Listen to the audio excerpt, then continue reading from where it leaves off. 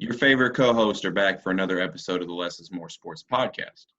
The unfortunate reality of the situation is that Halloween is normally my favorite holiday. However, instead of being happy that today is Halloween and my favorite holiday, as you can see by my name, I am not happy at all. First and foremost, I need everyone to say a prayer because my son, Trevor Lawrence, tested positive for COVID-19. He is currently not playing today against Boston College, where the Tigers currently trail the Eagles 21-10 in the second quarter. Obviously, the health and safety of my child comes most important. I am not naive to that. But second of all, less important, now that it's off to a rough start for the Tigers, you would think they wouldn't have had any trouble with Boston College. But here they are, trailing by double digits. If they somehow pull off the win today, the question comes, will Trevor be available for Notre Dame next week? He's supposed to isolate for 10 days. Will he be available? That is yet to be determined. But first, they have to get past Boston College, and it's not looking good. If the Tigers take a loss today, this greatly impacts their chances to probably not return to the college football playoff, meaning that Trevor will spend his last season in a Tiger uniform not competing for a national title. And that makes me sad. But on to the other news that Klucas is very happy about, apparently, and I don't know why, but we'll get to that in a minute. So Wednesday night, I have to work Thursday morning at 5 in the morning. I'm trying to sleep. I wake up because my co-host, Klucas, is blowing up my phone going, yo, look at this.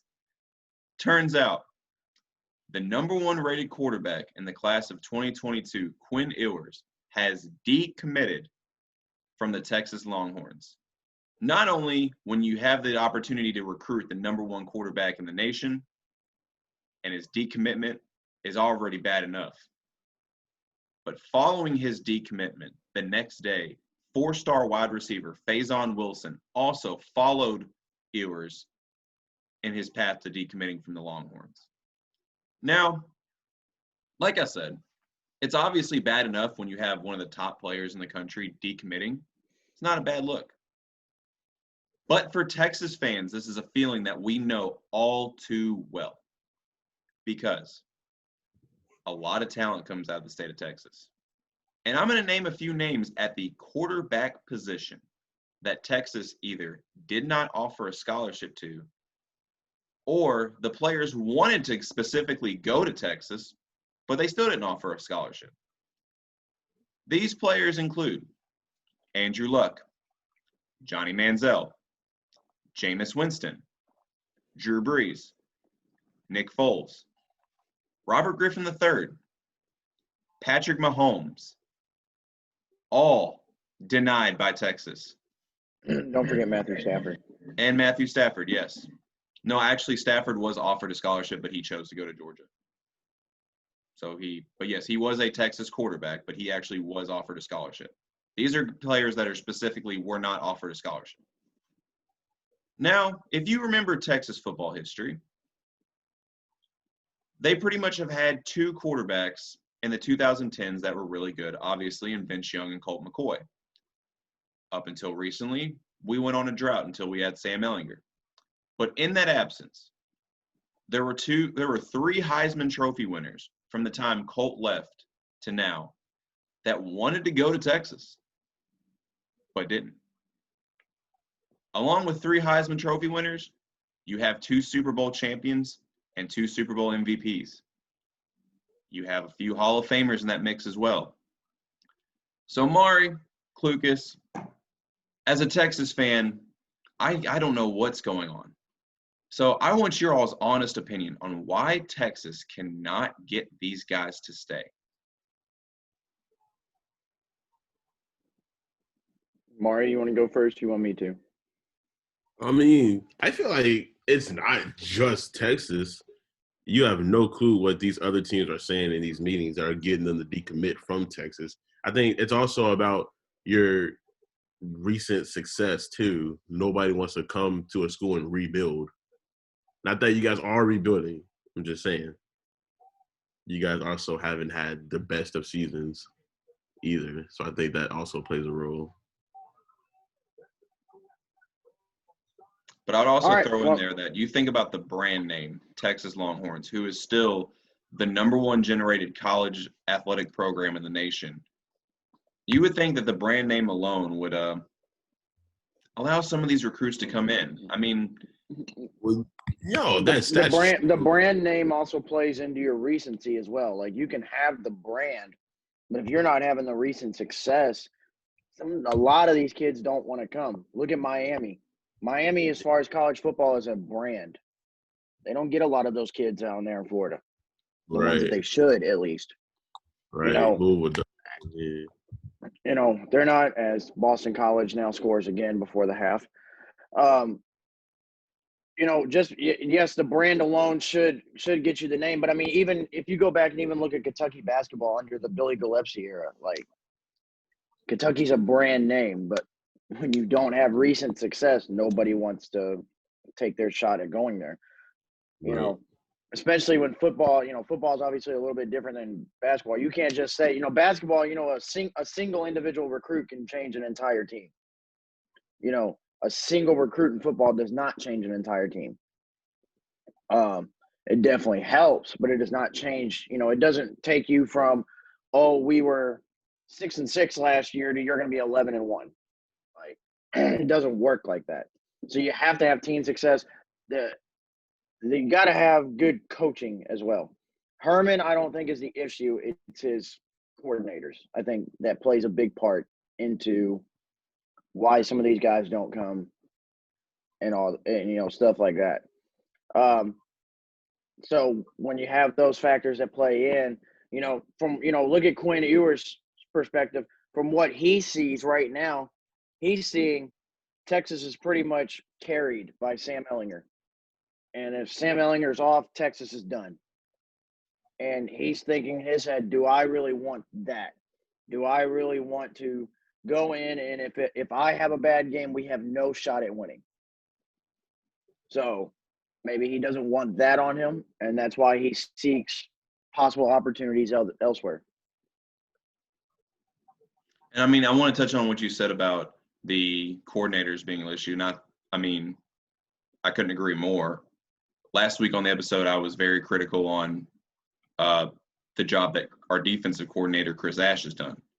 Texas has a lot of talent on the defensive side of the ball.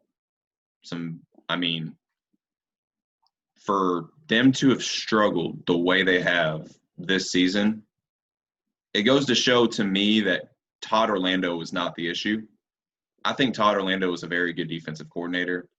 The problem his last year in Austin were all the injuries. Now they're all healthy, and Chris Ash is not drawing up the right plays or whatever it is, and they're not having success. Texas really hasn't had a great offensive coordinator, in my opinion, since I've been a fan. I mean, you look at the more successful quarterbacks we've had, it's kind of been that way on offense. They've kind of just gone out there and done their own thing. I mean, we all know Vince Young could create for himself, play calling or not. Same with Colt McCoy, and Ehlinger is now in the same category.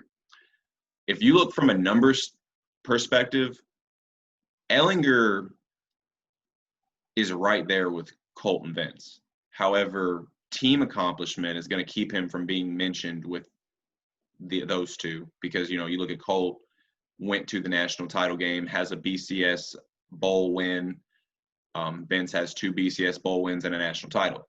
So the direction that we've taken as a program since Mac Brown really left has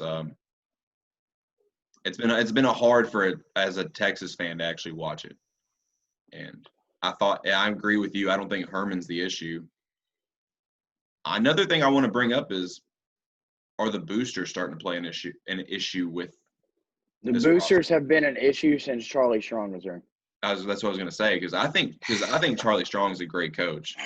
But Charlie, no, I mean, living in Louisville and remembering his stint at U of L, as good as U of L was during his time there, he struggled with handling the boosters. And Yeah, well, there's a lot of details behind that, but well, we'll leave still, that off the show. yes. Point being is, if you're going to struggle with the boosters at Louisville, the ones in Austin are a completely different animal. And I don't know why Mari's laughing, but No, because I just got the joke. So Yeah. But let's talk about why we touched on why your name is Les isn't happy. Let's touch on why Jacob is very happy. So while Quinn Ewers decommitted Wednesday night from Texas, the immediate rumor, and I went and did research, and there is a little bit facts to back it up. Quinn Ewers decommitted from Texas and is planned to commit to the Ohio State University. And I couldn't be even more happier to take a guy from Texas to bring to my school to be, granted it'd be after a year, the heir apparent to Justin Fields, and I couldn't be happier. Here's the question I have, though. Say Quinn Ewers actually does commit to Ohio State, which I can't emphasize enough that he has not. Right. Can't emphasize that enough. But say he does. And, he joins fall of 2022. Where does he stand in the quarterback depth chart with the likes of C.J. Stroud or with the likes of Kyle McCord? I mean, he's definitely got more talent than both. It'll come from how quickly can he learn the playbook? And if you ask Dwayne Haskins, who played under Ryan Day, you ask Justin Fields, Ryan Day's playbook is not they've all said it's not something you learn within a couple months. That takes almost a whole year to learn. And Justin Fields was able to pick up on it, very quickly. Haskins obviously picked up on it quickly. And so it would all depend on when Quinn Ewers got there, if he's dedicated to that starting position and really wants it, and how much is he willing to spend in learning the playbook. Because obviously McCord and Stroud will have 2 years on him. McCord will have a year on him on that. But the quarterback depth in the QB room, that's nothing Ohio State's not used to. I think we all remember we had at one point Braxton Miller, JT Barrett, Cardale Jones. A few years later we had JT, Joe Burrow, and Dwayne Haskins in the locker room. This is something Ohio State's not. This isn't something that they're going to be uncomfortable with. They're used to it. They've had talent in that QB room before, and it's just going to come down to, like I said, if Ewers can come in and learn the playbook and prove that he's got it, the spot is Ewers for the taking. And again, I can't emphasize enough that he has not committed to Ohio State, Klucas. So are you ready? Say he does not commit to Ohio State, to hop on the show and have my name as Jacob is not happy? Yes. Well, not only that, and just kind of rant on why you're upset about the whole situation. Oh, 100%. All right, good. I'm glad. But because some of the things I've been reading from Texas beat writers is that Ewers does want to come to Texas. However, he feels that he actually made his commitment official too soon.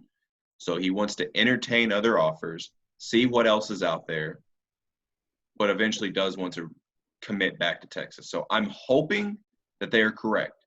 But the only person who obviously knows is Quinn.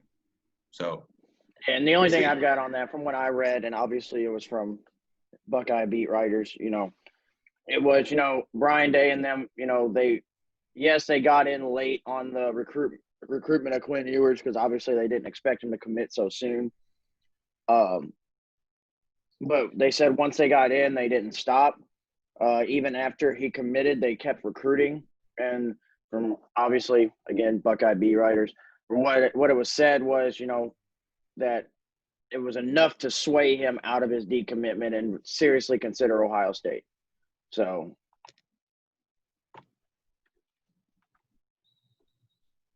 Well, that pretty much wraps up why I'm not happy. But keeping it with the theme of college football. Obviously, the big story right now: Trevor Lawrence is sitting out with COVID after a positive test of COVID-19. He is not playing today against Boston College, and they are currently trailing the Eagles 28-13. How much of this is because Lawrence isn't playing? In my personal opinion, I feel like it's really not that much of Trevor Lawrence. Because I'm watching the game, and people act like Trevor Lawrence was the entire team. Like, no, Clemson, excuse me, Clemson is a great effing team around Trevor, and it's blowing my mind right now. I'm not saying Boston College is no slouch, but like, it just blows my mind that they're struggling like this. Like, I'm watching, they're going into halftime now, but I was watching like the last like 5 minutes of the second half, and they look like they've never played football before. They look like the way we thought Boston College would play.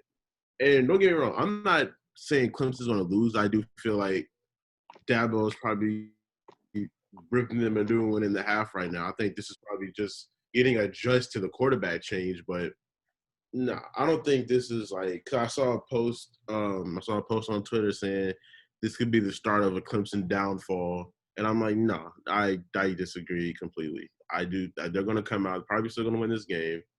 Notre Dame will be tough. I still believe Clemson will. I think Clemson can still make it with a one loss. Well, barring a Notre Dame loss after the Clemson game, I still believe a one-loss Clemson team can probably still make the playoff.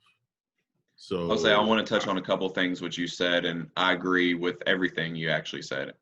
Clemson is more than just Trevor Lawrence. Trevor Lawrence may be, in my opinion, the most talented quarterback prospect that I've ever seen heading into the NFL draft. However, this is a Clemson team with a top 5 recruiting class each of the last several years. right. And but from what it looks like for Clemson struggling today is that the aspect of Trevor's game that really goes without being talked about is his job as a leader. It looks like Clemson has no leader out there right now. They almost look like they're heading into battle without a leader. And DJ Ugalele, another very talented quarterback, he's actually, from a statistical standpoint, is playing well. He's 19-26 for 222 yards and a touchdown off a swing pass to Travis Etienne. But a couple plays, like Travis Etienne fumbling on the 1-yard line that's being returned for a touchdown, it just looks like Clemson's lacking that on-the-field leader right now. And that's where I think the biggest hit is coming and why Boston College is jumping out to the 15-point halftime lead. I mean, yeah, and Clemson's defense is just acting like they've never had to play defense before. Like, this is not the same Clemson defense we've seen in the past, this year even. I was going to say. So, I mean, yes, 100% they are missing a leader on the field, but that also that comes from the defensive side, that somebody's got to step up on that defensive side and actually make a stop.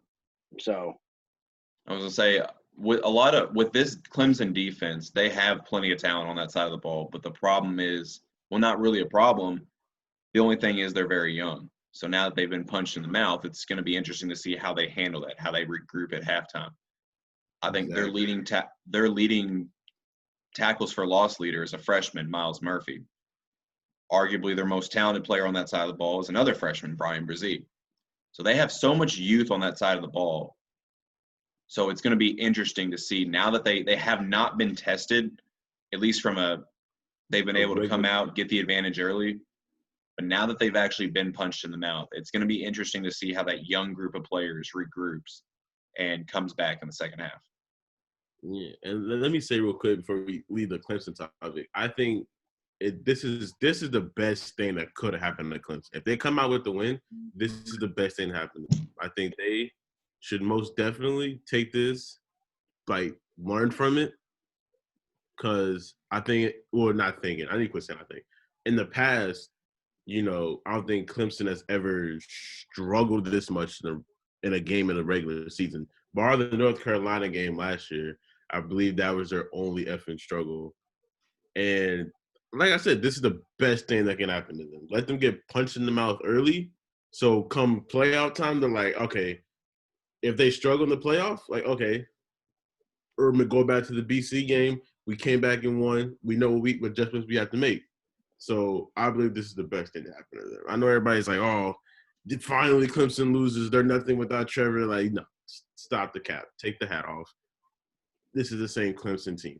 I just think the first half is probably the most flukiest first half we've seen all season from any team. Next to any team that plays Ohio State. Transitioning from the Clemson topic, but keeping it within college football, we're going to address everybody's team. So coming off a big win that they desperately needed last week, we're going to go to Mari's Cardinals. And Mari, what did you like or not like about the win against Florida State last week?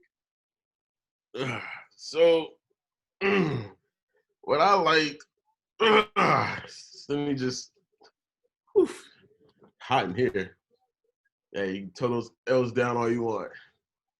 If your team didn't come off a win last week, you can't talk right now. My team did. Oh, you know what? You're right. I apologize. First of all, obviously, as a diehard, probably the most diehard Louisville fan you ever meet, it was easy to get caught up in the moment of the win, but it's Florida State. Did we need the win? Oh, 100%. But it's Florida State, all right? Yes, they came off that top 5 win against UNC, but the commentators, which kind of upsetted me because I feel like they were trying to downplay the win. Well, not downplay. I just think they were kind of overhyping the win. Like, it's a great win, but they were like, oh, they beat the number 5 team this week, and then they come into Louisville and get destroyed. And I kept saying, like, oh, what happened? How do you come in and lose to Louisville? I've said it once, and I'll say it again. We are 10 times better than that 1-4 record we had. Granted, as fans, our expectations were through the roof. We thought we were Bama after the WKU game. And what is great about that is our offense finally clicked. Like, they finally did what we wanted them to do all year, and that's be the number 1 offense in the ACC. But the issue is, as I'm saying, that's what we wanted them to be. Let me finish my segment here. Now, lost my train of thought. What's great about the win is, yes, the offense finally clicked, and the defense has played great these last 2 weeks. Now, the bittersweet, oh man, the loving part of this win is that we beat, I don't even like saying his name, Jordan Travis and Chuba Purdy. I think I sent both of you the stat after the game was over that Florida State apparently now holds the number 1 and number 2, I think it's terrible passing rating, or like most incompletions like in a row in like a Power 5 game. And guess what? They were both Florida State and they were both 2 Louisville. So yeah, fuck Florida State, fuck their fucking recruiting they have, and fuck them as a fucking program. Man, excuse my language. I'm sorry. But this is a great win for Louisville. And tell us today, how you really feel about Florida State. We play Virginia Tech today. This is a better test for us than the Florida State game. Even though Virginia Tech came off that loss, I think they're still a dangerous team not to be effed with. So if we win today, yes, have both your phones on. I'm calling both of you, especially if it's a blowout, and I'm screaming in both your ears. And I think that's about it for that game. It's not something you should like really ride the high on. You know, it's Florida State. They've had their struggles all year, so I'm in that there. That's that. I mean, I So- really don't think you should ride the high on a win on Virginia Tech either. I personally have Oh, not been. hold on, because he contradicts himself a lot by saying let's not ride high on the Florida State game, but yet he just overhyped that win against Florida State. We're not going to let that go, because you said the commentators were overhyping it, but yet you were over here saying, yeah, we did this, we did that, we did. So which one is it? Should we not overhype it, or should we overhype it? I don't think he really overhyped it, to be completely honest. I think he was just happy that Louisville got a win that they needed, but we shouldn't overhype it. I knew what you meant. I really didn't get that vibe from you. But as far as back to what I was about to say about Virginia Tech, I don't think I would appreciate if you don't call me to scream, because I don't think you should overhype a win over Virginia Tech either. Me personally, I have yet to be impressed with a Virginia Tech team since Frank Beamer retired. And I don't even know if you're even old enough to remember who Frank Beamer is. No, I know he is. I'm saying, like, they were ranked last week, right? I mean, I know it's last week, new week, they're unranked, they lost. But I would prefer them to be ranked coming in. I was like, when they lost, I was hoping they'd still be ranked just so we can have that ranked win on our resume. But I look at, I guess because I'm comparing it to the Florida State win, that's why I'm saying this would be a great win for us if we win today. And the rest of our schedule, it'll definitely be a better win against a better opponent than Florida State. And also going back to the win against Florida State, Javion Hawkins, I mean, he had a phenomenal game. He kind of – and it was almost like he was among this trend of running backs to have great performances last Saturday. I mean, for North Carolina last week, you had Javonte Williams with a big game and 3 touchdowns. Alabama's Najee Harris, of course, continues his trend of scoring just freakishly amount of touchdowns in such a short amount of time. I remember Todd Gurley was tweeting after the Bama-Georgia game talking about Najee Harris has, I believe, 15 touchdowns in as many games as they've played. And he's like, dude, how is that even possible? Like, keep doing your thing. So it was just a common trend of running back dominance last week. And so far, obviously it's still early in this Saturday, but – and I'll finish this up real quick because Klucas looks like he wants to get started on his teams here in a minute. But no, I was just actually waiting on my turn to talk. That's it. Okay. Well, anyways, it looks like it carried over to this week as well, because I don't know if any of y'all caught the Maryland-Minnesota game last night. The running back for Minnesota had 4 Muhammad Ibrahim had 4 rushing touchdowns in the first half, which is a Big Ten record. So, I mean, running backs are just killing it this last couple of weeks. Oh, yeah. But, yes, Klucas, it is your turn. It is your turn. Oh, are we good now?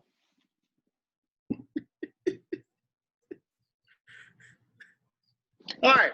So, the only issue I would have from a Louisville fan perspective about the win against Florida State is not necessarily the fans overhyping the win. It would be the players overhyping the win. These players, take that win. It's a dominant win. They could be riding high off that win, and they don't see what's in front of them. They're just still thinking about that win last week, and then come out here and get spanked by Virginia Tech tonight. Now, I'm not saying that's what happened, what will happen, but if the players aren't focused on what's ahead of them, then that would be my issue off the win last week. When you have a dominant win like that, it's easy to lose focus. So, for your sake, Maury, and so I don't have to hear you cry a whole lot, I hope that they don't lose their focus. I hope that they're able to ride off that win last week, not overhype it, but ride off of it into this week. So, I mean, outside of that, Louisville played a great offensive game last week. Their defense has played extraordinarily better than what they have. So, like I said, I'm just really hoping that Louisville can keep riding off that for your sanity, Maury. Yes, and let me go ahead and first of all, I don't know why we're prime time next week against Virginia, but the network, I can't remember what network we played on last week, when they showed our schedule, and I'm looking at it now, kind of just for confirmation. our schedule after Virginia Tech is really it's a winnable it's winnable out. Like we can win out. If we beat Virginia Tech today, we have a high chance of winning out. And I think if we can win out, granted, there's no playoff, there's no big bowl game, but I don't see Cunningham turning pro. Javion still has another year eligibility. Javion can't turn pro. I know there's a good chance Hall might transfer because I don't know if anybody's noticed his carries are really limited. I pray to God Juwan just leaves. Not because I don't like him. It's just I feel like that's a waste of talent just sitting on our bench.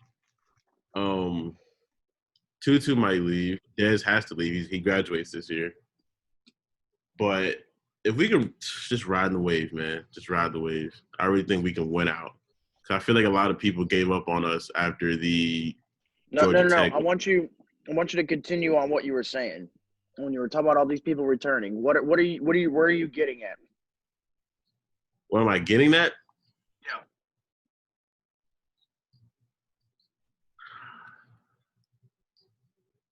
Because I got a feeling I know where you're getting at. That's why I'm asking. To make an appearance. Yeah. Our new regulars making an appearance. This is Beam. I'm saying is a fresh start. I don't know. I'm just saying. I guess what I'm trying to say is with these players, we have a chance next season to restart, try this shit again. Because this year should have been the year where we actually made some noise in the ACC since Lamar's Heisman year. Granted, win it out, make some noise, but it's not like the noise I wanted to make, the noise I think this team should have made. There's no reason why we should be either undefeated or just one loss to Miami. But that's life. That's college football for you. It sucks being a Louisville fan sometimes, you know. Next. I was really, really hoping you weren't going to go where I thought you were. No, I knew exactly. I knew exactly where you thought I was going. Where did you think he was going to go? I thought this man was really about to tell me all these players returning next year. They got all these guys coming back. We could really win the ACC next year. Going to have to get past Clemson and North Carolina for that. As if Sam Howell doesn't return next year for North Carolina. Pretty sure Javonte Williams comes back as well. We never played North Carolina, so and this year would have been our best year to make at least the championship, or at least make the talk of the championship, because we didn't play Clemson this year. So the committee or whoever made our schedule, they gave us the fucking blueprint to make the game. It's just they gave us the blueprints to build. I can see why he's saying it less, because the ACC is taking the two best teams. It's not in division this year. Yeah, that's what I'm thinking. Like our only for real comp was Notre Dame.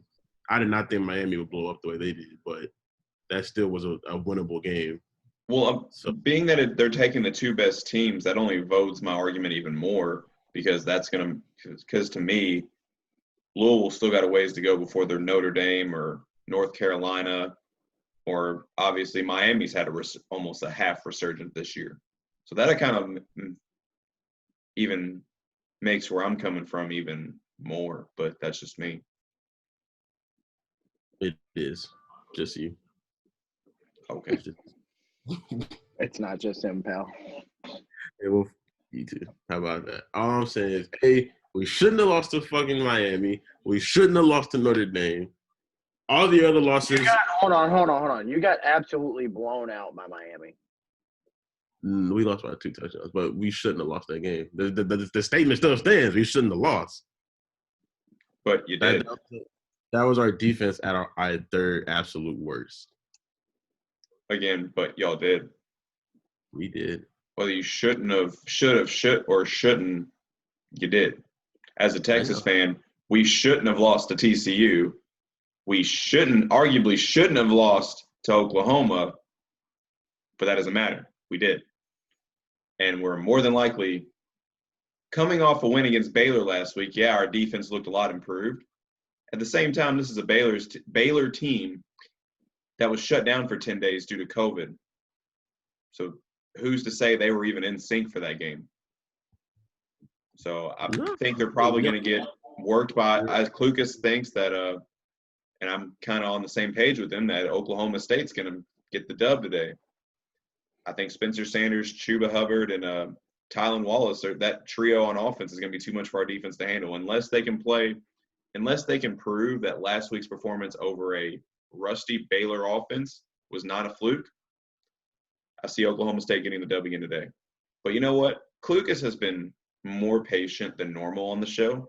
So his two college football teams, one is currently in a battle with a very good Georgia team, and another is in Ohio State University, not the, and Ohio State University, has a primetime matchup with Penn State this week.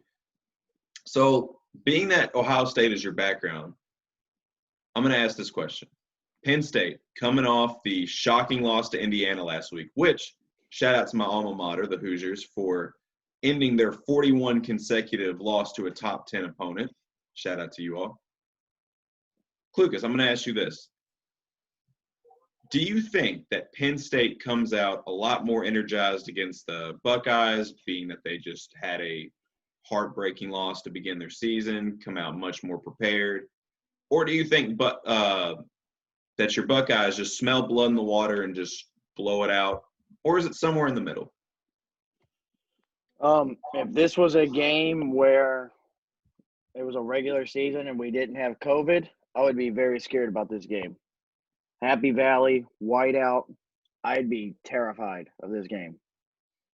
But with no fans, I think obviously we talked about road games really this year don't really mean a whole lot this year due to the fact of fan capacity.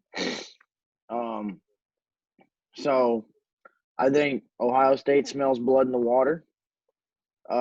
Last week against Nebraska, they got off to a bit of a slow start. Picked it up on the defensive side of the football from the second quarter on. The offense played just as good as I thought they would. Because let me tell you, after last week, I said it going into the season. I think last week somewhat proved it. Ohio State's got the best receiving core in the country. Those are the offense I'm not really concerned about going into Penn State. The defense, the only thing I'm worried about is if we get off to a slow start again, Penn State can capitalize more than Nebraska can. So that would be my only concern. Outside of that, I see this as a Buckeye win by 2+ touchdowns today. Now, transitioning to the team that's currently playing right now, Kentucky trails Georgia 14-3. And you've been on this show many times talking about how Kentucky's going to make this next step once Joey Gatewood becomes the starting quarterback. Well, Klucas, I'm waiting. Dude, I told you. I don't think it's Gatewood at this point. I don't think it's any of our quarterbacks at this point. I can't even blame – after watching this, I can't even blame Terry anymore. It's our offensive coordinator. Our offense is so poorly ran, it's ridiculous. We just got lucky last year just telling Lynn Bowden to go run. That's it. Just go run. And, Tell me about it. Yeah. Just run the damn football. And so, because Terry Wilson, okay, he's not the greatest pocket passer, but Terry Wilson can throw the ball. Joey Gatewood, 100% can throw the football. Why we do not throw the football is beyond me. Like, I get it. We have great running backs. We have Cavassier Smoke, AJ Rose, Chris Rodriguez. Chris Rodriguez has over 100 yards on the ground today against Georgia. First of all, how tough that is against this Georgia defense? Well, we could ask Najee Harris. He had a pretty good game against Georgia last week. And then, so like, it's our offense at this point. And I've said in the past, I think maybe the problem is, and I've been leaning more towards Eddie Gran. I think the problem originally was when we got the crunch time or, we got down or whatever, Mark Stoops would try to take over the playbook. Stoops, you're not an offensive guy. You're a defensive-minded coach. I'm sorry. Like, you don't know a whole lot about the offensive side of the football. And so, like, you don't need to be making those calls. Quit trying to make those calls because you cost us more than anything. Because the problem always with Kentucky is when Kentucky is literally like watching Lamar Jackson play in the NFL. We cannot play from behind because we don't have a vertical passing game. And so when you can't throw the ball downfield and create plays, teams are constantly stacking the box, waiting for you to run, waiting for you to throw the short pass over the middle. Dude, it's a sad offense. And I won't say there's so much talent at quarterback. Obviously, there's not that much talent. It's not like we have great quarterbacks, but there is talent at the quarterback position that is being wasted because we will not throw the ball downfield. I think that's pretty fair takes. You look at some of Kentucky's biggest wins over the past 20 years, or at least since I've been a fan, they've always usually had a quarterback that could throw the ball, and that usually came with the hands of Andre Woodson, if I had to name the most. But anyways. Well, I mean, Andre Woodson, and even if you look like not even like the big name quarterbacks, like when Randall Cobb and them were there, Mike Hartline wasn't the greatest quarterback, but he could throw the ball downfield at least. Like that's where you're running. I get it. You want to run the football. That's your identity. You could run the football even better than you do if you throw the damn football downfield because now they can't stack the box. They have to play back. Like, dude, it pisses me off every week watching the same thing happen. Well, who got tired of having the same thing happen was Desmond Ridder for the quarterback for Cincinnati, as Cincinnati is clearly getting tired of losing to Memphis, and now they're up after a Desmond Ridder touchdown run are now up 28-10 over the Tigers. So there's that. Another thing, keeping in the topic of college football. Transitioning, however, to, different slate of games. What are some thoughts on last week that really stood out? I know Michigan looked, I don't know, freakishly good, but with how they're looking with struggling with Michigan State, I don't know if that's Michigan came out just ready to play that game or if Minnesota was a little bit overhyped coming into the season. After their loss to Maryland last night, kind of might solidify that. I agree with that last statement. It was just Minnesota being overhyped. Because I remember I'd be like in the middle of a class and somebody would say, "Oh, Minnesota's looking great this year," and they ain't played a fucking game yet. So I agree. I feel like that's all there is to it, to be honest with you. It's just Minnesota's just overhyped. Yeah, I agree. Michigan's offense did look a little better under Joe Milton. But as we're seeing today against Michigan State, Michigan's still the same old football team that they were. So, and I think after last week's win, we all kind of just, not saying we, like as in we all, I'm talking about in general, Les, because I know you like to say, why are you saying we? I think the general public was just like immediately ready to, oh, well, there goes Michigan. They're back. They're ready to compete for Big Ten and national titles. No, they're not. They're the same football team they've been.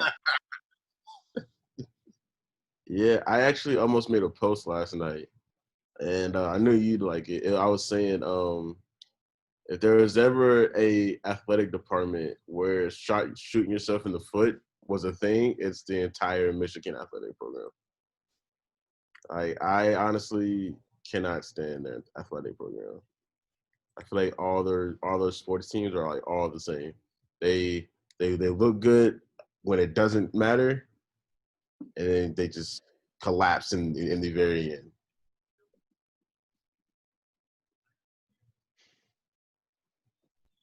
But do shout out to Michigan basketball for getting a five-star power forward. Okay, who'd they get? I do not remember the kid's name off the top of my head. They did land a 5-star power forward yesterday, giving them the #1 recruiting class in basketball, though. Oh, because I thought the reason I asked is I thought you were going to say Isaiah Todd, and I was like, hold on, wait a minute, he decided to turn pro, so or Nope, take the G League route. different power forward. Fair enough. Fair enough. Speaking of 5-star power forwards, Speaking of power forwards, shout out to Louisville for giving us Bryce Hopkins. yes, fuck Bryce Hopkins to the highest degree. He once joined me and my brothers live one time. Yeah, you can suck it. And when I'm at the game this year, I'm going to let you know that you can suck it. When you're on the bench not playing, anytime you're on the bench, I'm screaming at you. If you so much as miss a shot, I'm screaming at you. I'm coming in with a sign like I did with Malik Monk, and I'm going to say, who's Bryce Hopkins? I'm on his ass all year. I feel like it's just a dick move. He could have decommitted, went to Tennessee, Alabama, Ohio State. I'm sorry, I'm on college football still. Any other basketball school. What if you would have went to Florida State? Go to our right for what? And then Bleacher Report had the audacity, after I purposely made it to where they don't send me things where a decommitment is from Louisville. That's how many decommitments we get, to where I have to change the damn how they tell me. And they say, oh, Bryce Hopkins stays in state. And I'm thinking he's staying in Louisville because all I read was he's staying in state. And then I guess shout out to Koi Mingo for texting me his freaking what do you call it? He's a temporary Kentucky basketball fan. He's only a Kentucky basketball fan when Louisville loses. Sends me the report saying he decommits from Louisville to go to Kentucky. And I'm like, why? I'd prefer he go somewhere else. So I hope, I pray, I do this every fucking year. I hope, I pray some voodoo shit or something that we beat Kentucky in basketball this year, just so I can flick them off. I'm so sick of losing recruits to rival schools. I fucking hate it. It's every year. I don't know what John Calipari said in the meeting. He probably handed him a couple of G's and was like, hey, just come to Kentucky. So I hope for his sake he gets the career he wants, but I hope we also get over it. Don't make it our mission to beat Kentucky this year. Understand that there's, a school down there in Cameron we have to beat. There's a school down there in Virginia we have to beat. So I hope it's something we can all get over. We'll have fun going against that team in Cameron. Have fun going against that team down the road.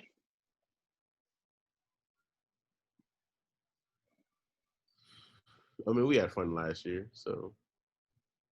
We had fun. He had fun in Cameron last year. Yeah, Jordan Noor didn't have fun, but everybody else had fun. David Johnson sure had fun. Yeah, he sure as hell did.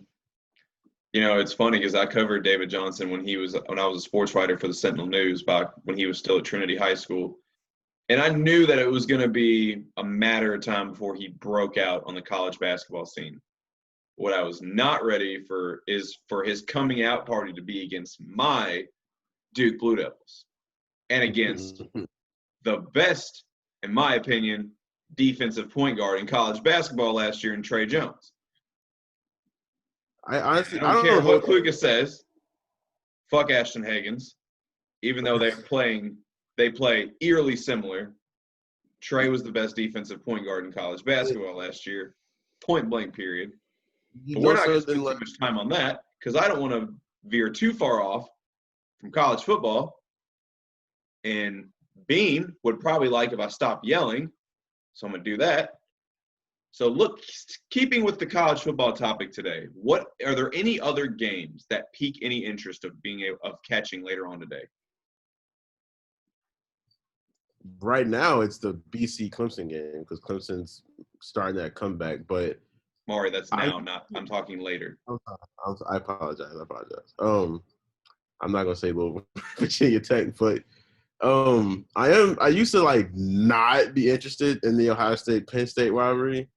because it kind of always ended the same for me. I actually don't enjoy watching Ohio State games because they pique my interest in the first half, and then I go take a dump. I come back, they won by There it 30. is.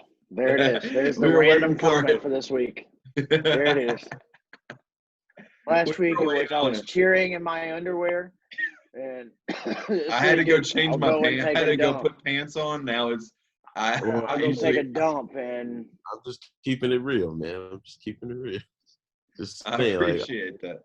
I go use the bathroom, I come back, and all I hear is Ohio State with a record-setting win. I'm like, fucking how? That was that quick? You gave up 3 touchdowns that quick?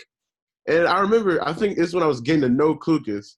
I think we had Teddy Bridgewater, and there was like a meeting about us playing Ohio State, and I prayed to God we didn't play Ohio State. But that's probably the one school in the entire nation I just refuse to have smoke with.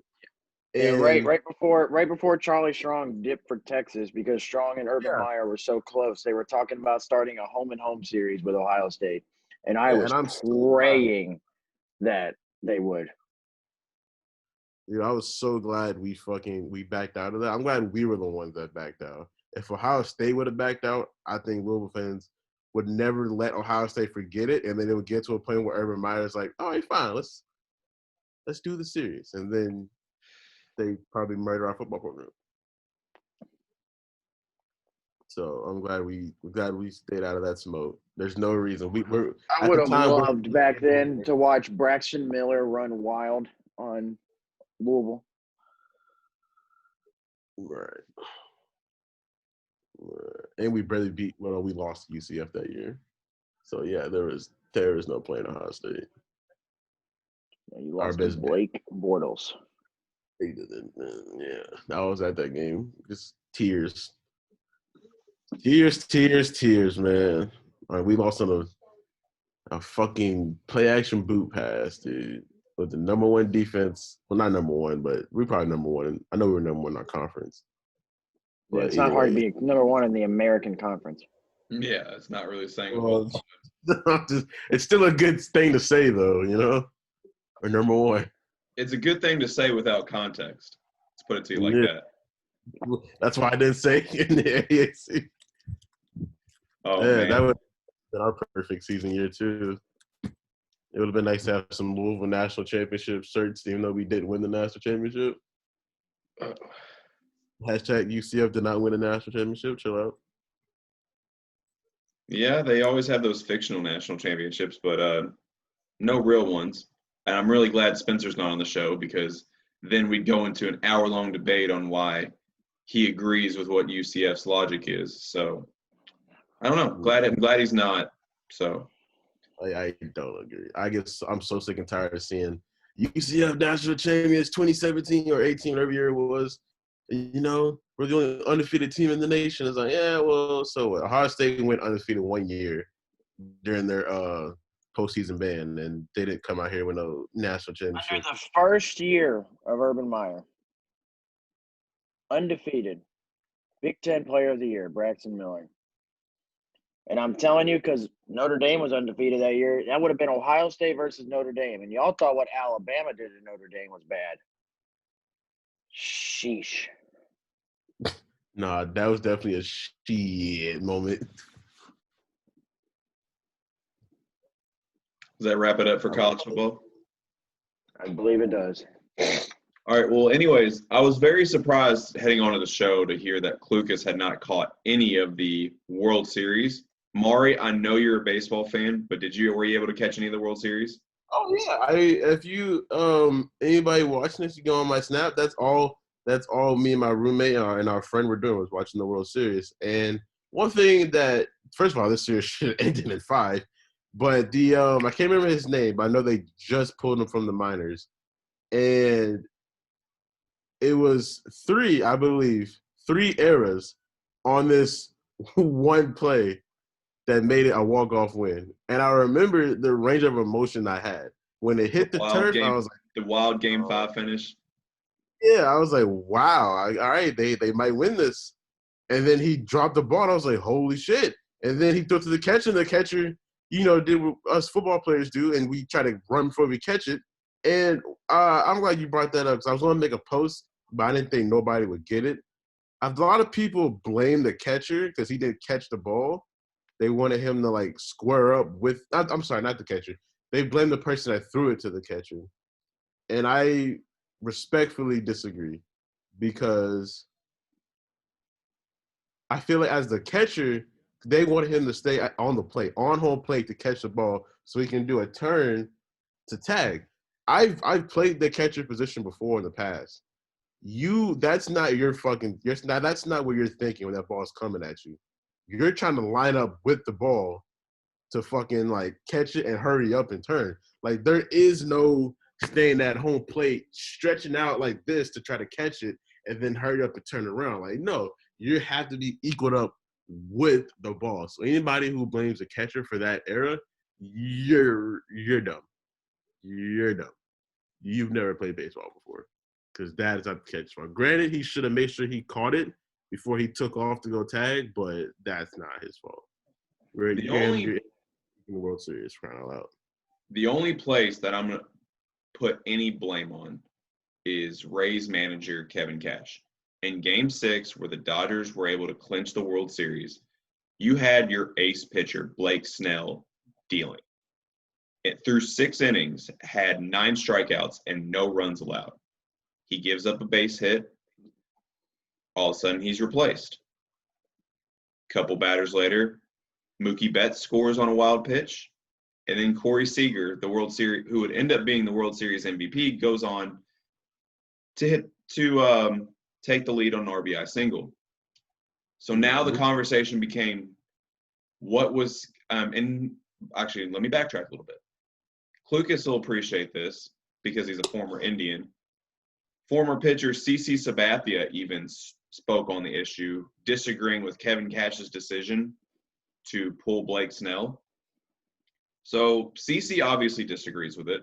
I obviously disagree with it. What do you two all think about the decision to pull Blake Snell early? I just would like to know. It's dumb. And you know what's ironic about this? This is something that Dave Roberts, the World Series winning manager for the Dodgers, knows all too well. He's been often criticized for either leaving pitchers in too long or not leaving in them long enough. And I was watching First Take with Stephen A. and Max Kellerman right after the World Series win, and they were talking about how the exact same thing, about how this is a feeling Dave Roberts knows all too well.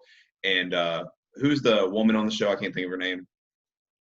Molly Quirm. Is it Molly? It is Molly Quirm. Okay, but she even made up a great point that Dave Roberts should know the feeling because she puts a lot of Clayton Kershaw's postseason struggles, which we'll get to him in his postseason here in a second. But she puts a lot of his postseason struggles on that handling of Dave Roberts handling him in other postseason matchups.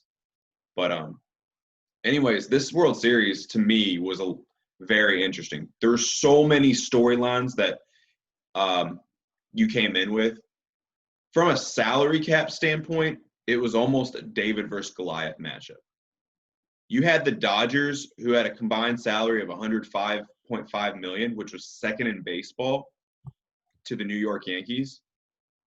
And then you had the Rays, a mere $28 million salary, which is 27th in all of baseball. Little fun fact, Clayton Kershaw and newly signed Mookie Betts combined made $26 million by themselves, almost as much as the entire Rays roster. So I think anytime you have that David versus Goliath matchup for a championship, you have a strong following on both sides.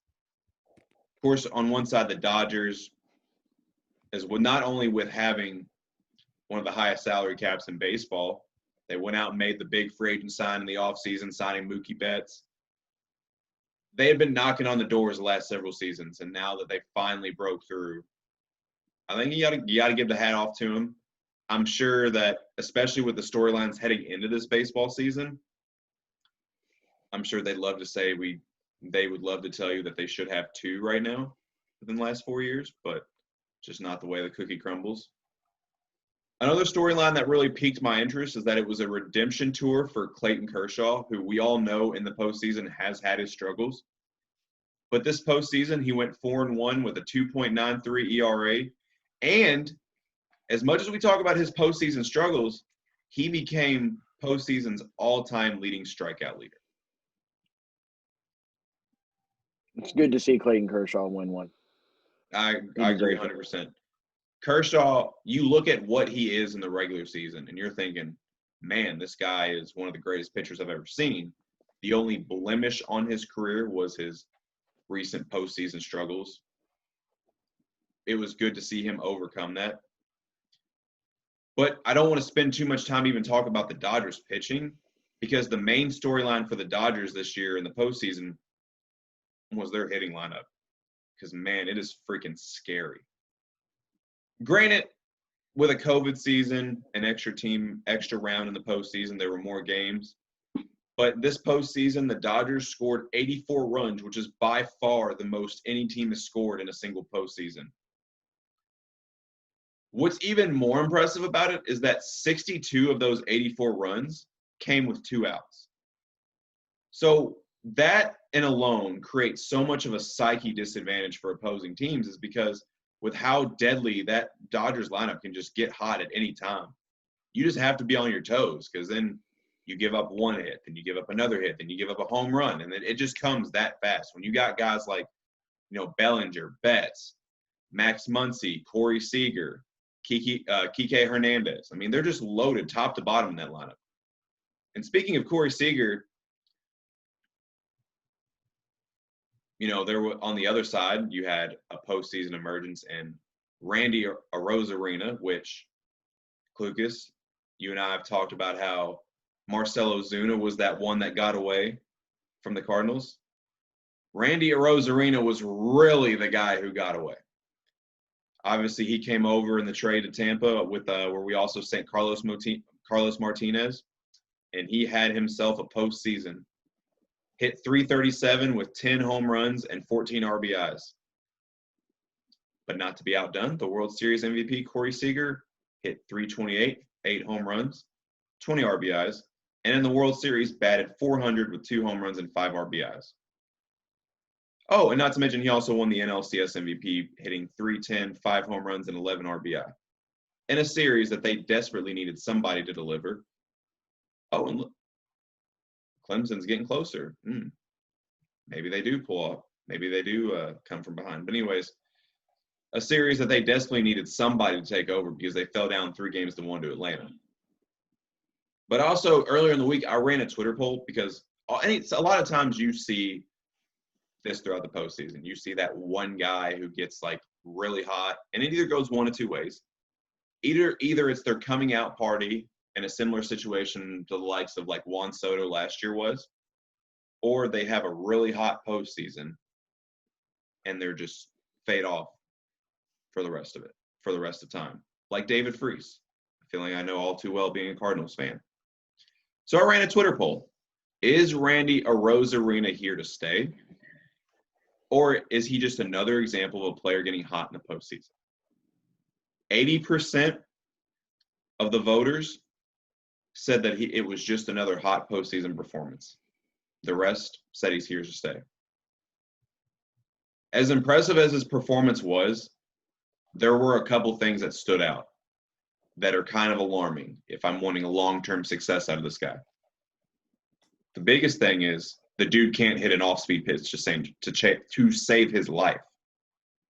He struggled severely with the changeup throughout the postseason run. Another thing is he struggled with runners in scoring position. Yes, he had 10 home runs.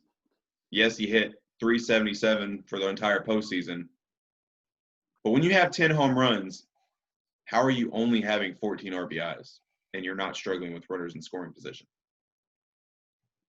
So I'm kind of one to agree with that 80% that I think this is just another example of a player getting hot. I'm in the middle. I don't think he'll necessarily blossom into a superstar type player, but I don't think he'll just fade away either. I think he'll kind of be fade away. I mean, well, because David Freese didn't fade away. I mean, he's a consistent MLB roster player, but obviously he's had nothing close to what he had for that 2011 St. Louis World Series run. That was unbelievable. We will see you tomorrow night. Oh, man, that call still gives me chills. Yeah. I more so like the fans who hop that barricade to go snatch the ball. I'm not going to lie. The fan that won the World Series is the guy. What was the guy with the shirt that said, "Nice hit, bitch"?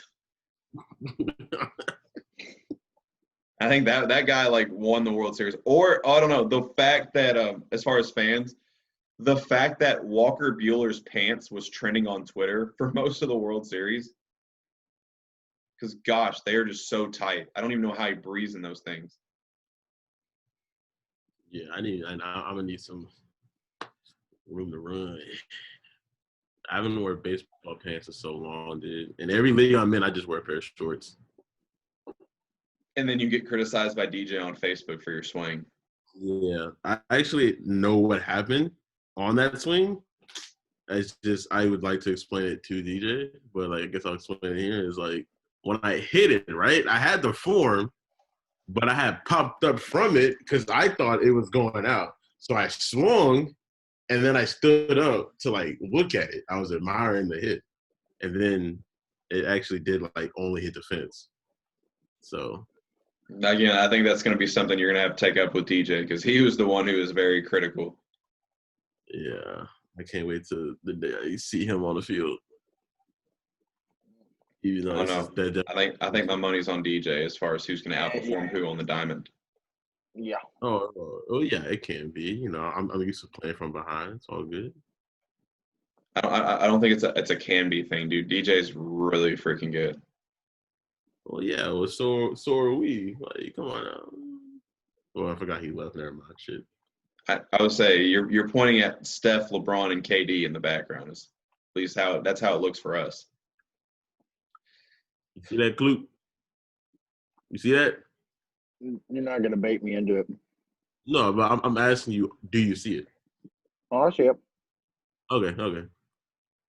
Just making sure. I think that touches most of what I wanted to cover the World Series, but most importantly, I want to give a hat off to the Los Angeles Dodgers. Oh, actually, no, I forgot one more thing. Given that the Lakers won the NBA Finals, now the Dodgers have won the World Series. How much pressure? How much pressure is on the Rams and or Chargers to get it done now? Well, no pressure's on the Chargers because they got no shot. Exactly. So I don't think any pressure I on the just didn't Chargers. want because I did have somebody comment in that poll and say, "What about the Chargers?" Because I said how much pressure's on the Rams, yada yada yada, or what are their chances? And then somebody's like, "What about the Chargers?" So I didn't want to make the same mistake on the air. Chargers. No pressures on the Chargers. Okay, Maury just disappeared. My bad, I get my Charger folks. I'm sorry, pardon me. Excuse me. The Rams. I don't know if there's necessarily pressure. They obviously are a top dog in the NFL, but they are a contender for a possible run. So they have a shot at it. Excuse me. They have a shot, but as far as pressure to win, I don't think they feel pressure to win. So I guess now that you feel they have no pressure, what are their odds that you think they do actually win? See, they got to come out the NFC first. And that NFC, just in their division, is tough alone. Mm-hmm. I don't know. I don't think there's a bad team in their division is the thing. No, They got the Niners. Literally, all four teams in that division could be Super Bowl or could be not Super Bowl, could be playoff teams. I've never seen that, though. I've never seen all 4 teams from a division make the playoff. Because it can't happen. Yeah, it's impossible. Like, it's not allowed. I don't know, man. I guess it's going to be tested this year. You need to win the division to make the playoffs, and then you have 2 wild card spots. So, at most, only 3 teams can make the postseason. Well, yeah, I know that. Like, I've tried it on Madden plenty of times. So. You know how many 12 and 4 teams in my division that didn't make the playoffs? First of all, it's almost damn near impossible for every team to go 12-4. I was about to say, yeah. Considering you have to play every team in your division Mine twice. happened on a technicality because in my Maddens, I think Klucas, I like create everybody's character and stuff. So in our division, I finished 13-3. I believe it was the Texans that finished 11-5, but the Titans finished 12-4. But the Texans got the spot because they swept the Titans. So I think that was why that happened. That was my. So I took a picture of it, so I have to show it to you after the show. Someone the one in the videos you'd be sending me Mm-hmm. where I beat you out in the Super Bowl twice. Yeah, well, twice too. So that was like the year, like 7 seasons straight. It was just me and Klucas in Super Bowl. I don't know why he made me and put me on the Vikings, but Well, I'm trying not to put you on a team where you're taking somebody's spot. Trying to keep it as realistic as possible. Why don't you create me on Madden? Well, I feel the love. I did. You did? Yeah, I create everybody on Facebook. Wait, who is I? So don't get mad at me. I didn't know what position you strike me at, so I put you at a tight end for Atlanta. Oh, that's dope as fuck. I'm good with that. I think a good tight end can be one of the biggest mismatches on the field. So I'm totally cool with that. Well, I'm glad you like it. Go ahead. And I have a decent quarterback throwing me the ball. I'm good.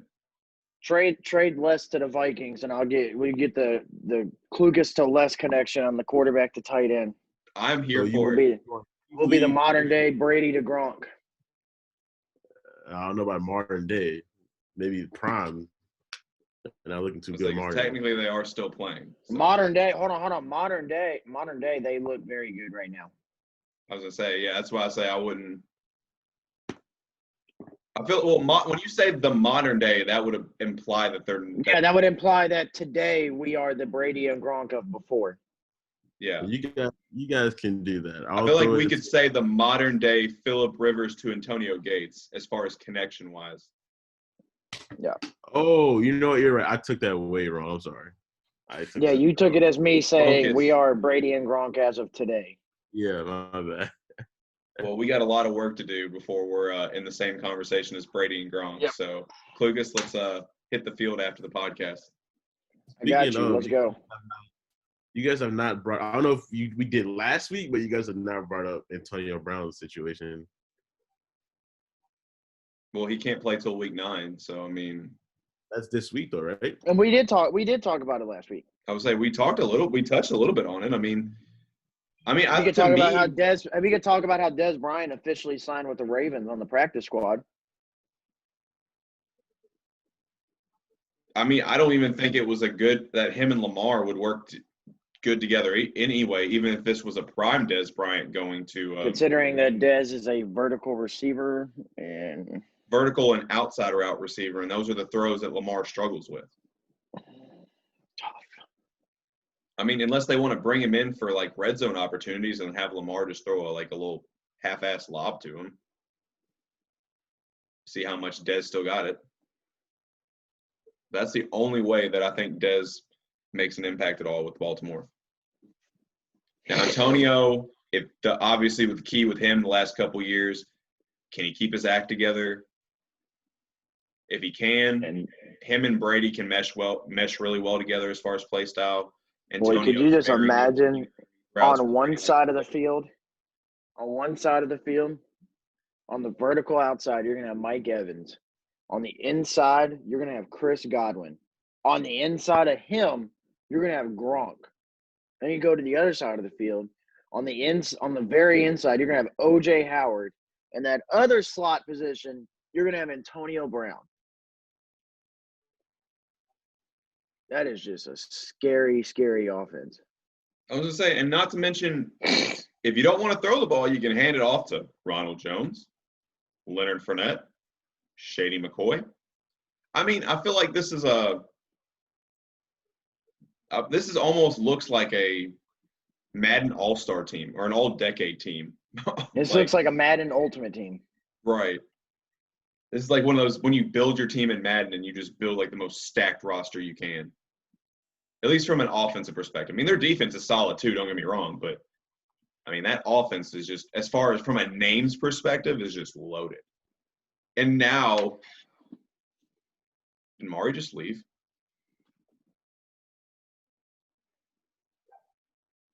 Okay. Oh, he just messaged me.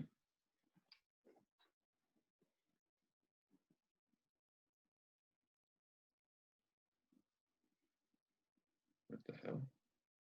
Oh, we're still recording. What is going on? Mari, what happened?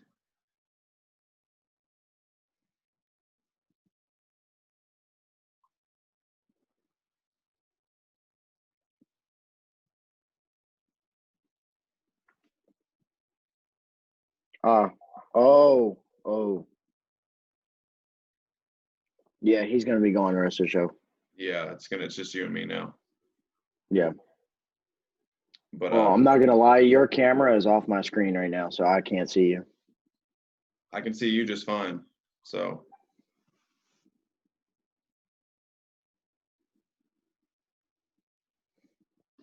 I don't know why you're not popping up then.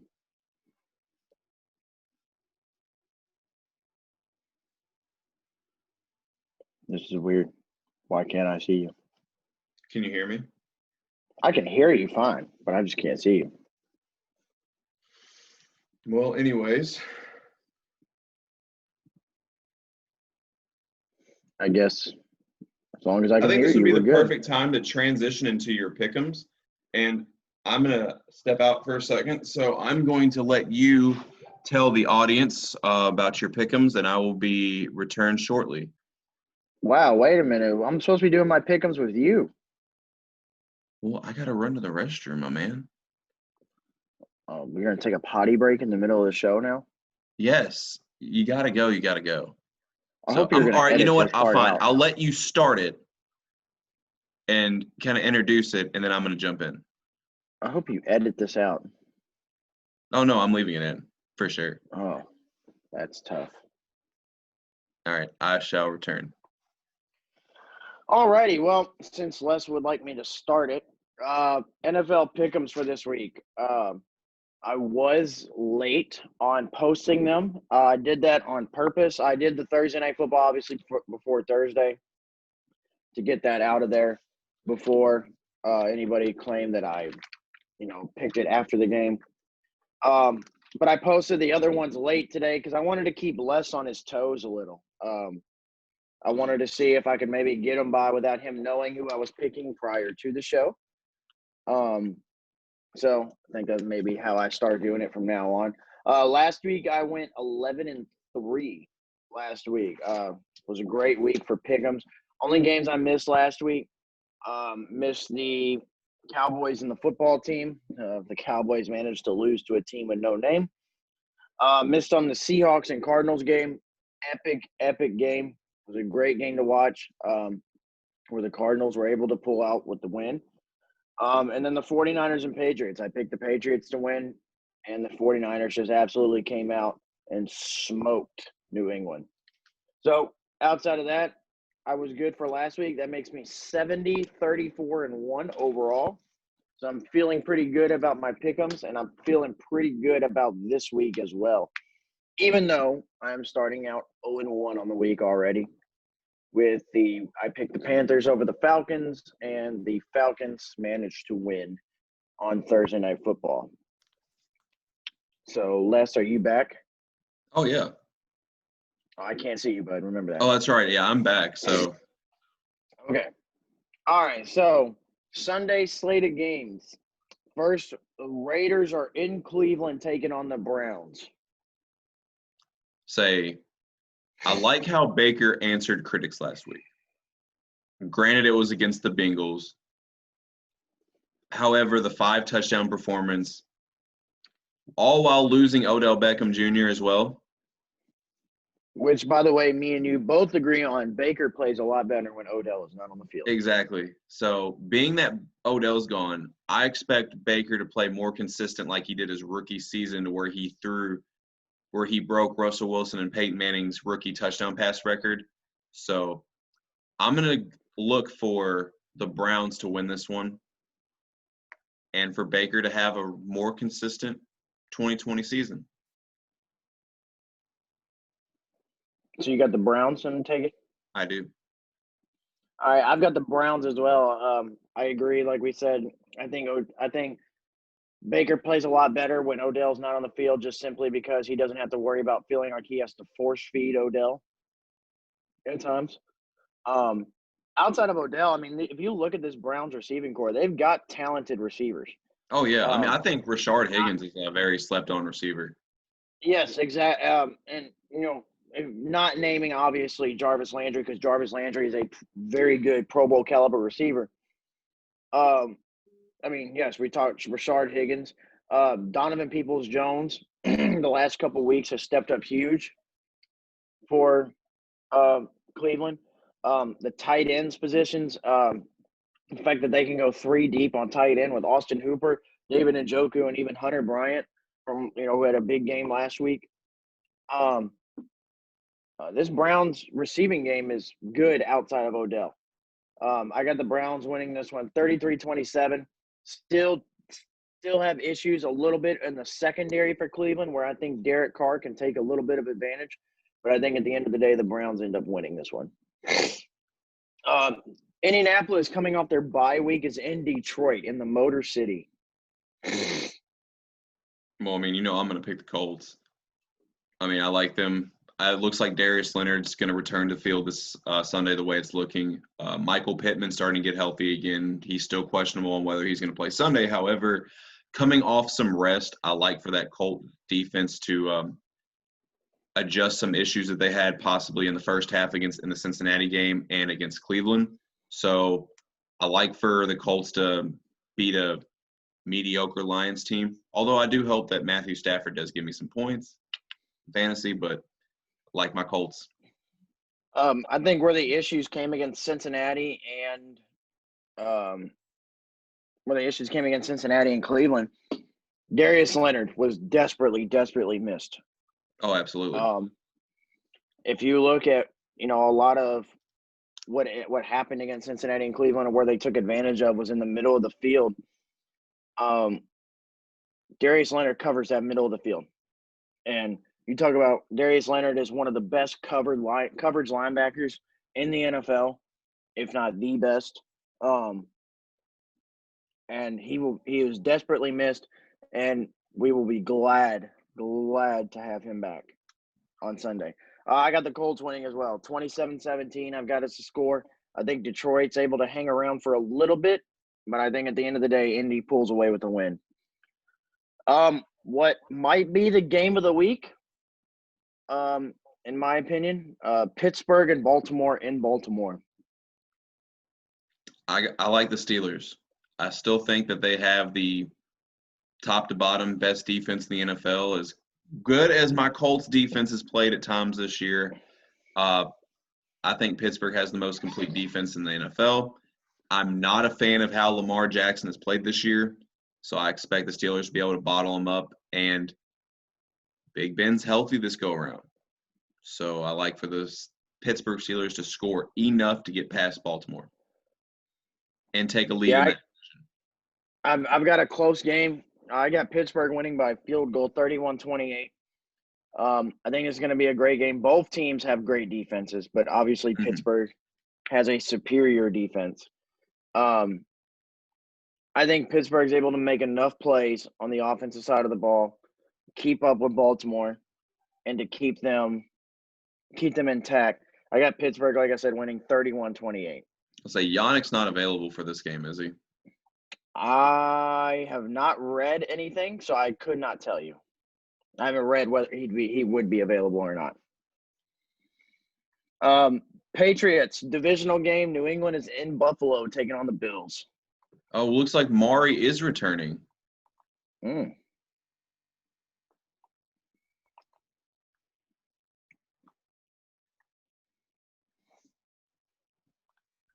my God, I can see less again. Maybe Mari was the key to not being able to see me or not. Oh shit. Okay, y'all can see me. I'll say we're right in the middle of Klucas's pick'ems.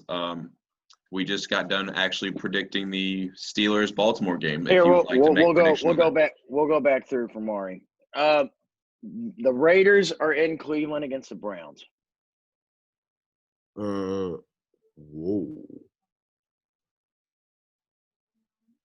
Raiders. If you're wanting to hear our take, we said Baker plays a lot better without Odell on the field. He doesn't have to force feed certain receivers. Cleveland still has very good receivers on the outside of Odell, and we think Baker's able to keep his hot streak from last week. Which, by the way, now that we're going back to that, I do want to touch on something. That Bleacher Report was so quick last week to send a notification out saying, "Oh, Baker's having such a bad start, 0 for 5 with an interception in the first quarter." Then he completed 22 passes in a row, which was a Browns record. Ended up finishing after those first 5 mishaps, 22 of 23 for 297 yards and 5 touchdowns. So, I guess we can say Baker woke up feeling dangerous that last week. But, Maury, who you got, Browns or Raiders? I still have the I see you guys are saying, but I still have the Raiders. I'm going with the Raiders. I'm gonna write this all down too, just so I can see my record for this week. Continuing the Baker hate, I see. Anyways, Indianapolis in Detroit, the Colts and the Lions. Hashtag for the shoe. For the shoe, baby. I like it. All right, and then where we left off at, we made it to the next game. Sorry. Pittsburgh and Baltimore. I got a feeling I know where you're going with this. You don't. I don't know. That's a tough game because it's a game where Lamar can finally shut up the haters, and like he can actually prove that he can perform in big games. I want to say I love how he was about to start that and say, "Shut Klucas up," because I would have loved for you to have kept that energy and say, "Klucas, he is going to shut you up this week." Well, I mean, I don't know. Full Sail has told me not to be as biased as I used to be. So we are on my own show, and you can be as biased or unbiased as you want. It is our rules, nobody else's. All right, fine. I'll give you my honest opinion. Fuck the rest. I got you. I'm giving you my honest opinion. I think the Ravens not only come in to defeat Pittsburgh, I think they come in and blow out Pittsburgh. So I respect that energy. But here's my reasoning. Because I pointed this out to my grandparents the other day. Hold on, get my thinking glasses on. There we go. So let me tell you something. All right. So I'm looking at Pittsburgh's schedule, right? I know the NFL is different from college football. Don't get me wrong. They beat the Giants by 10, right? The Broncos by 5. The Texans by a touchdown. The Eagles by a touchdown and some change. And they blew out the bum-ass Browns. I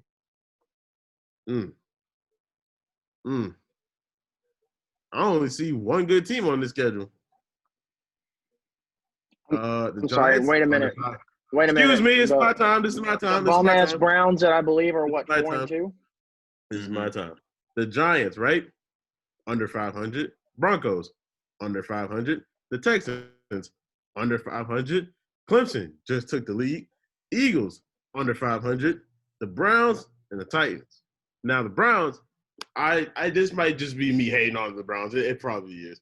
But I just think they're overrated as they're overrated as candy corn on Halloween. And hey, y'all got to stop that slander on candy corn, man. Candy corn is great. No, I love candy corn. Y'all let's crazy, not hype man. it up, okay? Let's not hype it up. First of all, Klucas, you hate on candy corn, and then you talk about, and then you gas up those ugly ass circus peanuts. Circus peanuts are delicious. No, y'all are crazy, man. No, you didn't. Circus peanuts are gross. They're delicious. You know what else is gross? Peanut butter. Gross. All right, never mind. You're on that one. That's what you're on. But hold on. My thing. So the Steelers didn't really get a test until Tennessee, and they almost blew that game. If I'm not mistaken, because I sat and watched the game.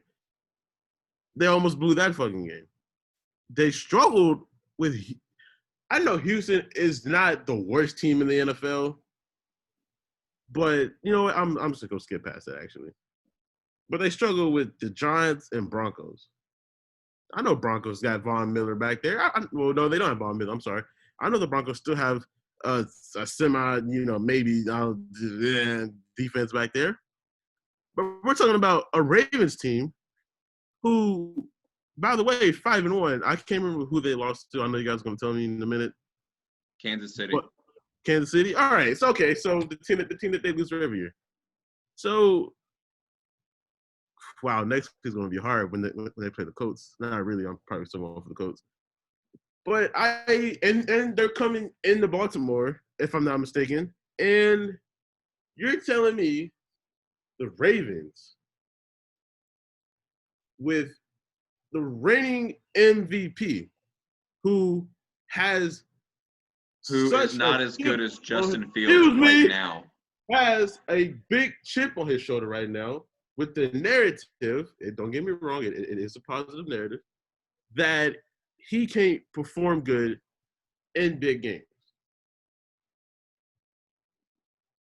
Pause for dramatic effect. Let me tell you something. I got the Ravens by 3 touchdowns. If I'm wrong, guess what? I will happily send off an order of Grippos or whatever chips y'all like to each one of y'all. Just give me some Qdoba chips. I'm good. But the Ravens, in Pittsburgh, don't get me wrong, they riding high, real high.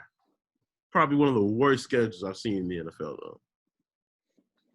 All right, and then the game that we left off on, the Patriots in Buffalo. Actually, I don't think we actually got to this prediction, Les, so this is where we left off at. So, Patriots in Buffalo. Oh, my gosh. I keep thinking one of these weeks, Bill Belichick is going to turn it around and prove to all the recent critics that he is indeed still a great coach even without Tom Brady.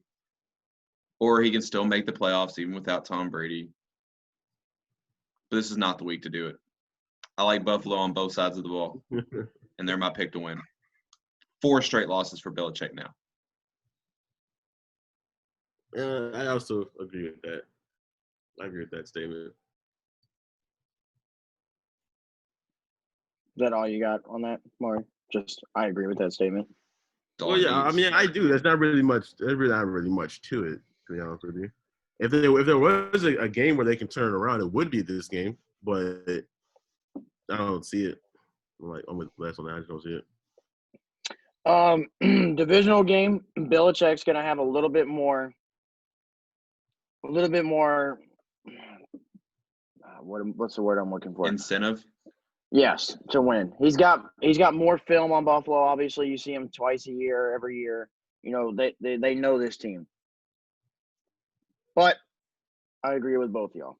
I think Buffalo wins, but I think this game's a little close. Comes down to the wire. You got the Bills winning 26-20 in this one. Oh, I definitely think it is going to be close, but I still think the Patriots drop 4 straight. All right, Tennessee. The Titans are on the road against Cincinnati.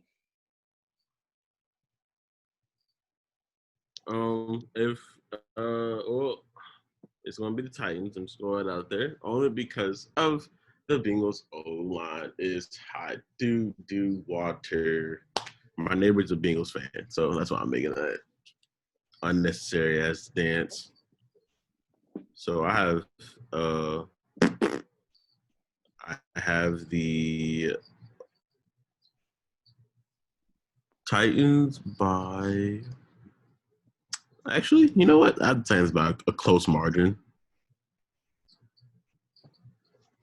That's my take. I mean, you brought up your dance, but I'm kind of still on the whole, what is it, Tide doo-doo water or whatever the hell you called them? Hot doo water. Oh, the hot doo-doo water. Okay, it kind of cut out for a second, so it sounded like you said Thai doo-doo water. But either way, you're correct. And I like Joe Burrow. I think he's a very good rookie quarterback. I think he has potential to be elite in this league, but he's taking the L this week. Titans are too good. And hopefully Derrick Henry can give me a monster week in fantasy football, and I'd be all for it. I think Joe Burrow will do just enough to give me a couple points, but, yeah, I like Tennessee in this matchup. Yeah, I like Tennessee too. Tennessee, they're going to be feeling some type of way coming off a loss last week. And this is their bounce back game. So I got the Titans winning 33-20 over Cincinnati. Minnesota taking on Green Bay in Lambeau. Packers. I mean, Minnesota has insanely disappointed this year. Aaron Rodgers has almost had a resurgent year, if you could even call it that. But he's played phenomenal. He's played at close to an MVP level. The Packers are a great team on both sides of the ball. I think this is going to be a similar performance for Kirk Cousins than what he had against Indianapolis. I think Green Bay's got two really good shutdown corners, led by Mari's guy, Jair Alexander. So I think the Packers steamroll the Vikings. Yeah, so I was hoping you didn't say it, so I don't have to say the word same. But I do agree. It's another day at the office for Aaron Rodgers. Did you want me to say that the Vikings are hot doo-doo water?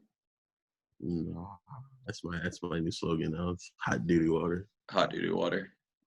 Yeah, I say it to my kids sometimes. I think the more appearances you make on the show, you got to have like your own segment where you come in and just talk about what you think is hot doo-doo water. I got the Packers winning as well, but I don't have it as a blowout like you two do. I think Minnesota has found a little bit of stride on offense. Obviously, getting Justin Jefferson more involved has helped out tremendously. But I do have the Packers winning because the Vikings struggled terribly on defense. 35-27. I think Minnesota is able to keep it close. Don't forget that this still is technically a rivalry game. So that does play a factor. We don't have – we already know we're going to pick to win this game, but Chiefs and Jets. J-E-T. No, I'm just kidding. Next. Yeah, I got the Chiefs winning 42-10. So. Oh, he said Jet at first, and I was like, oh shit. Yeah. Next. All right, Rams in Miami taking on the Dolphins. Whew. This is actually a pretty intriguing matchup because the Dolphins, they've played surprisingly well at times. But I like the Rams. Wait. Pause.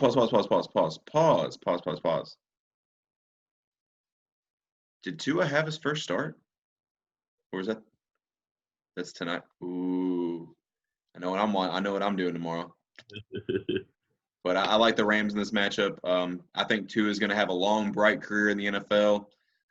His brother is even killing it at Maryland right now. But I think the Rams are really good. Coming off the win against Chicago, I think they can give Tua some problems. And they've seemed to found their game plan from when they returned to the Super Bowl a few years back, where they run, play action, bootleg. I like them against the Dolphins. Yeah, you go ahead and skip me. You don't have an opinion? No, it's just I don't want to keep agreeing with you. We'll just say you agree. All right, so Mari, you've got the Rams? Yes, sir. Les, you have the Rams. I want to give a big shout out to my boy Trent Cox because I got the Dolphins in this one.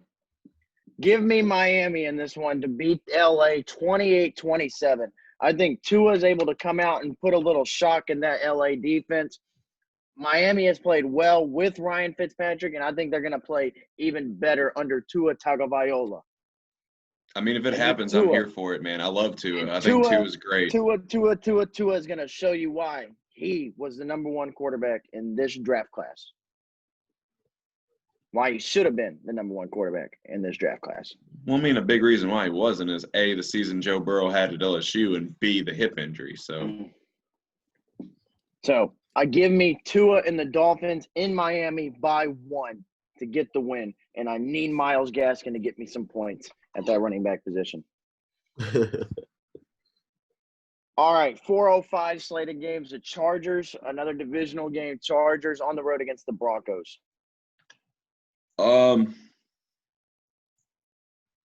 The Broncos just look so bad. You know, I was hyping them up preseason that they could be a surprise team in the AFC West. Drew injuries Lock, kind of they did. I mean, for sure. Drew Lock was even a preseason MVP candidate. I mean, preseason MVP dark horse candidate for me. Yeah, And, you know, between COVID and injuries and everything like that, it's the Broncos have just disappointed heavily. So I like the Chargers in this matchup, and I am proud of Justin Herbert for proving me wrong week in and week out. So one thing I want to correct you on is his name is not Drew Lock. It is Jacob Klucas. So get that right. He says I look like Drew Lock. You look nothing like Drew Lock. No, they just act the same. Like the first time I ever hooped with Klucas, right? It was like a day before I went to Florida. I don't remember why he wasn't playing, because normally when I'm playing, he's playing too. But I just looked over and he was just like talking to himself. And then I remember running past him and he wasn't talking, he was like rapping to himself. And he was rapping to the point where like it looked like he had headphones in, but he didn't. He was just. And then that's when the Drew Lock shit came out the next season. I was like, there's ever a video that like describes that. Yeah, I know exactly what video he's talking about. Like Drew Lock on the sideline singing the Yeezy. Yeah, I was like, if there's ever a video that describes Klucas' personality, like that's it right there. All right, so you got Chargers, Broncos. I feel like if there was an upset game, it would be this one, but I'm gonna take the safe route and go with the Chargers. But I would not be surprised if Denver comes out with the win. I got the Chargers as well. I got them winning by a touchdown. I got 24-17 LA. I think Herbert doesn't necessarily struggle, but this is kind of one of those games where he kind of plays in between great and struggles, and he's able to get the score late and get that last touchdown in to win. 4:25 Saints, New Orleans in Chicago, taking on Nick Foles and the Bears. I'll take this one. I have the Chicago Bears. Why? Because I disagree with well McIntosh isn't playing this week again, and I really just don't believe in the Saints this year. So I think I'm choosing this one as my upset win, even though I don't think this is an upset. And I love that Nick Foles plays way better after 1 o'clock. So I have the Bears by 2 touchdowns and a field goal. 2 touchdowns and a field goal. Well, for me, if the Bears offense could generate anything, I would pick them. But unfortunately, they can't develop a whole lot of an offensive game, and their defense has to carry them. And against a high-powered Saints offense, even without Michael Thomas, it's going to be hard for them to keep up. I got the Saints winning this one 27-13 in Chicago. I'm actually with Klucas on this one. Bears don't have no offensive presence at all whatsoever. Even with Allen Robinson clearing concussion protocol, I still don't like him to do anything. So I like New Orleans in this matchup. All right, another divisional game and what should be a good one as well. San Francisco in Seattle. After a heartbreaking loss last week to the Cardinals, I look for the MVP frontrunner, Russell Wilson, to come out and have a fantastic performance against a division opponent and get the dub. And I would like to say now he has not surpassed Russell Wilson, but Kyler Murray put a stamp on his MVP run. Oh, absolutely. Last week. Absolutely. So I had Seattle just because, I feel like that was more of a – it's not fair to say fluke because I sat and watched the game. It was a great game. But I have Seattle. I think those are your top two teams in that division anyway. It's Seattle and Arizona. So I have the leading candidate, MVP, Russell Wilson. I got the Seahawks as well. I got this in Seahawks winning by 5 in this one, 35-30. I think Jimmy G and them are able to keep it close for the most part, but we all know you don't want to get into a shootout with Russell Wilson with the game on the line. Facts. So, even though I got Kyler Russell Murray did it Wilson and last the week. Seahawks. Hey, and Kyler Murray showed you why he's that man. All right, Sunday Night Football is kind of a boring one. Ben DiNucci and the Dallas Cowboys are in Philadelphia taking on the Eagles. Say his name for me again. Ben DiNucci. Dallas is on their third-string quarterback. They were struggling with Dak. They even got worse with Andy Dalton. I don't know what Ben DiNucci is going to do. The other two didn't. And besides, when Dak was healthy, it wasn't even the offense. It was the defense. So it really don't matter who the quarterback is. Can't defend a middle school team. So I like Carson Wentz to have a big game. The Eagles win. I also have the Eagles winning. I have the Eagles winning by a lot, though. I think that's what makes it boring. I don't think it's the lack of star power. I think it's really just the Eagles running away with this early. Ben DiNucci. Like after the first quarter, I expect the Eagles to be up by at least 2-3 touchdowns. I got the Eagles winning as well, for obvious reasons. I got them winning 28-10 in this one. There's a Little League team in Shelby County that I think could beat the Cowboys, right? That could score on the Cowboys' defense. And Shout out to the Monday Night Shelby Storm. Football. Monday Night Football, another kind of a boring one. Tampa Bay in New York against the Giants.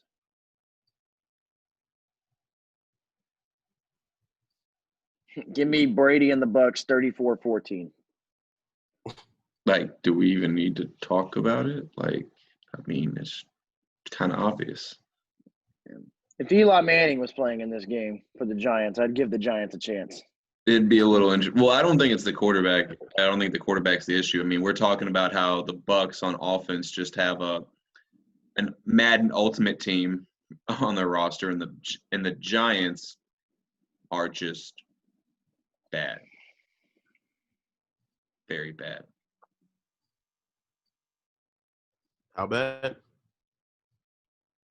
They are hot doo-doo water. All right, and that ends NFL Pick'ems for this week. Yay! Woo! Now we can get down to the fun stuff. Let's talk about why, Bryce? Why? What did we do? Tell me what we did. He claimed it was because of the freaking sanctions, but I'm like, why? Why? Speaking of which, this is what the segment we are actually going into. We're going to start a different tradition on the Less is More Sports podcast. We're going to go more in detail about different moments in sports fanhood that really stand out. This week, and this is one that Maury should know all too well about, we're going to talk about the moments that just to this day give sports fans nightmares. So, Maury, since you've kind of encouraged this segment, I'm going to let you start and talk about the moments in sports that still have you shaking at night. Dude, I feel like this segment was made for fans like me. Let me start off with the number one thing. I was with Klucas and Lane with this. No, I was not. I was with Lane. I was with Lane and my friend DeMorris. I called Klucas crying, legit tears. Probably one of the rare times I cried at a Louisville game. It was when Wait a minute, this is number one worst? Because I know which one it is. this guy, it still haunts me to the day. It still makes me upset. This play is what made DeAndre Hunter a draft prospect. Fucking 4-point lead, people. I'm not lying. I'm not telling a story. I'm not trying to say something to them all. 4-point lead. 4. That's not a lot, right, in basketball? Wrong. It's a lot when there's 0.8 seconds left. 4-point lead. And I'm not saying we. The referee clearly said, hey, don't run the baseline. Don't run it.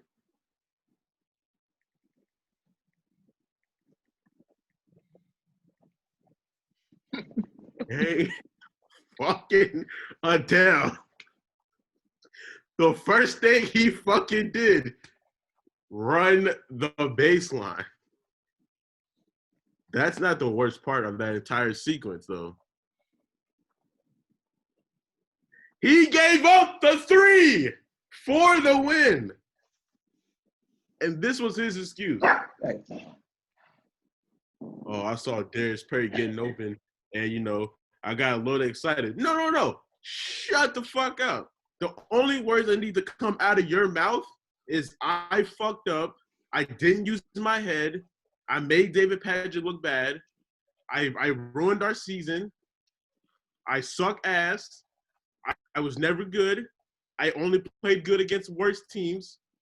And I fucked up because I'm a fucker-upper. That's what I want to hear. So, I got a question. Is that really your number one, or is James Quick going out of bounds worse than that? No. I'm sorry. I eventually forgave James Quick because of how the season actually ended up. Because you all losing 2 more games and granted, here's the thing. We can lose those 2 games, right? And we still be in the ACC championship. Because what a lot of people forget is we only lost 1 game that year in the ACC, and that was the Clemson. So we would have been 8-0 in the ACC and went to the conference championship against a probably bum-ass Pitt team or, at the time, North Carolina team. So I don't really – there's a lot of, there's an article I read saying that the marker was placed at the wrong spot, like the man who holds the marker was placed at the wrong spot. But I still feel like as a football player, you need that field awareness. You need to know. Plus, you're playing on one-on-one coverage like that, score. I'm not trying to I'm trying to fucking score. So there's that. I'm sorry. I don't care what none of you guys say at the end of this. There's no shittier moment than that fucking moment. We're talking about a fucking chance to punch our ticket. Like, we were already the laughingstock that fucking year. And then we just became more of the laughingstock. There's that, and I feel like it's too obvious to say that Jesus Christ. I realize all these moments happen against all our fucking rivals. Lamar Jackson fumbling the ball when he could have easily just took the slide. I don't know why. My friend Travis Beck, dude, he still has the background on his phone of Lamar fumbling the ball. Shit. You can have the fucking William Gay fucking going offside against Rutgers. That's a moment. That's a national championship year. National championship appearance that year, at least. So there's 3. I don't know how many we fucking need. There's one of my favorite ones is the Butler Duke national championship game. That's tough. That was a great game. If Gordon Hayward makes that, man, I don't know if it alternates the course of reality. Like, Coach K is still an elite coach and Duke's still an elite program regardless of that. I'm pretty sure you Duke fans nutted at the fact that Nova beat North Carolina at the buzzer. That was another great game. So, I don't know if I went that far with it, but I was pretty happy. I'm on excited. I'm on edge right now. I was pretty pleased and pleasured. Don't know if I can go that far. The fucking baseline. He fucking said, "Don't fucking run," and he ran, and then had the audacity to look at the ref like what the you doing that for? You ran it. There's no excuse. You ran it. And here's the thing. We still had a chance to win. Another thing that gets overlooked, by the way, that I'm pretty sure a lot of people are forgetting, is Darius Perry actually fouled, I believe it was Ty Jerome? on the 3-point shot to get them to the free throw line to begin with. So that's what started our downfall. And there's that, and I wanted to steer away from it because I know it's just going to be less fucking making fun of me. But I don't think I've ever hated Klucas so much in one day because he was posting more than Les was about Duke coming back and taking a great hot doo-doo shit on our entire college basketball season. Oh my God, I hate being a Luma fan. Oh Jesus. You want to talk about, I feel like that's probably definitely top 5 moments in college basketball in recent years. You know what's even greater about that game, though? As great as that come from behind win was, what's even better is that Klucas gave me a Valentine's card that I could use that says, "Are you a 23-point lead? Because I want to blow you." Well, you can ask Klucas. I did not cheer that entire game from start to finish. I sat there poker face because I seen the bullshit coming. Because I was like, if we're gonna blow this, there's no. Literally, I remember because that was on a Was that on a Thursday night? It was on a Thursday, yes. Yeah, and the Chiefs were playing Thursday night football.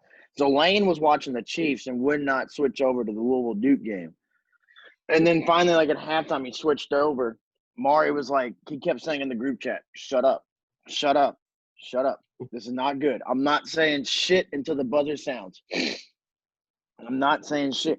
Laying the entire time. "Bro, you're up 26. You're up this. You're up that. You're fine. You're not going to lose it."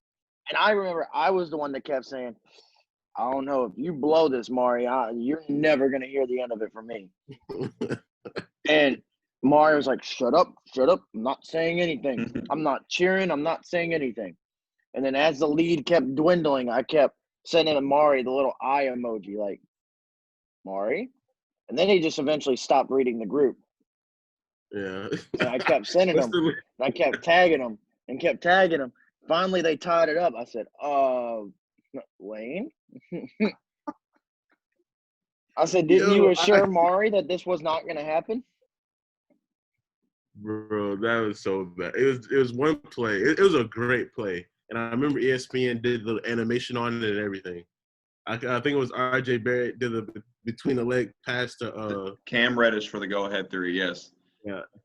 When he did that, first of all, a lot of people forget Ryan McMahon ran to box out Zion, which is the funniest shit in the world to see. And I remember because I seen it coming. I don't know what was going on with RD, but when I seen, he's just casually jogging behind RJ, just I'm about to ruin this. I'm about to ruin this team's day. And then as soon as he stopped, I was like, and then when it went in, I was like, and I was not a good person that night. I heard the team bus left before the fans left.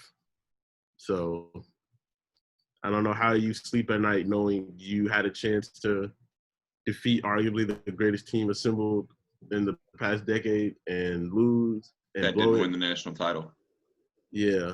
I mean, the second assembled that decade that was either.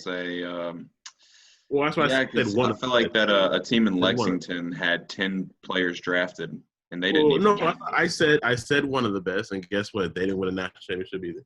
But I said one of the best. I said they didn't win a national title either. I said that first, actually. Well, sorry. At least saying. Our teams won a title this decade.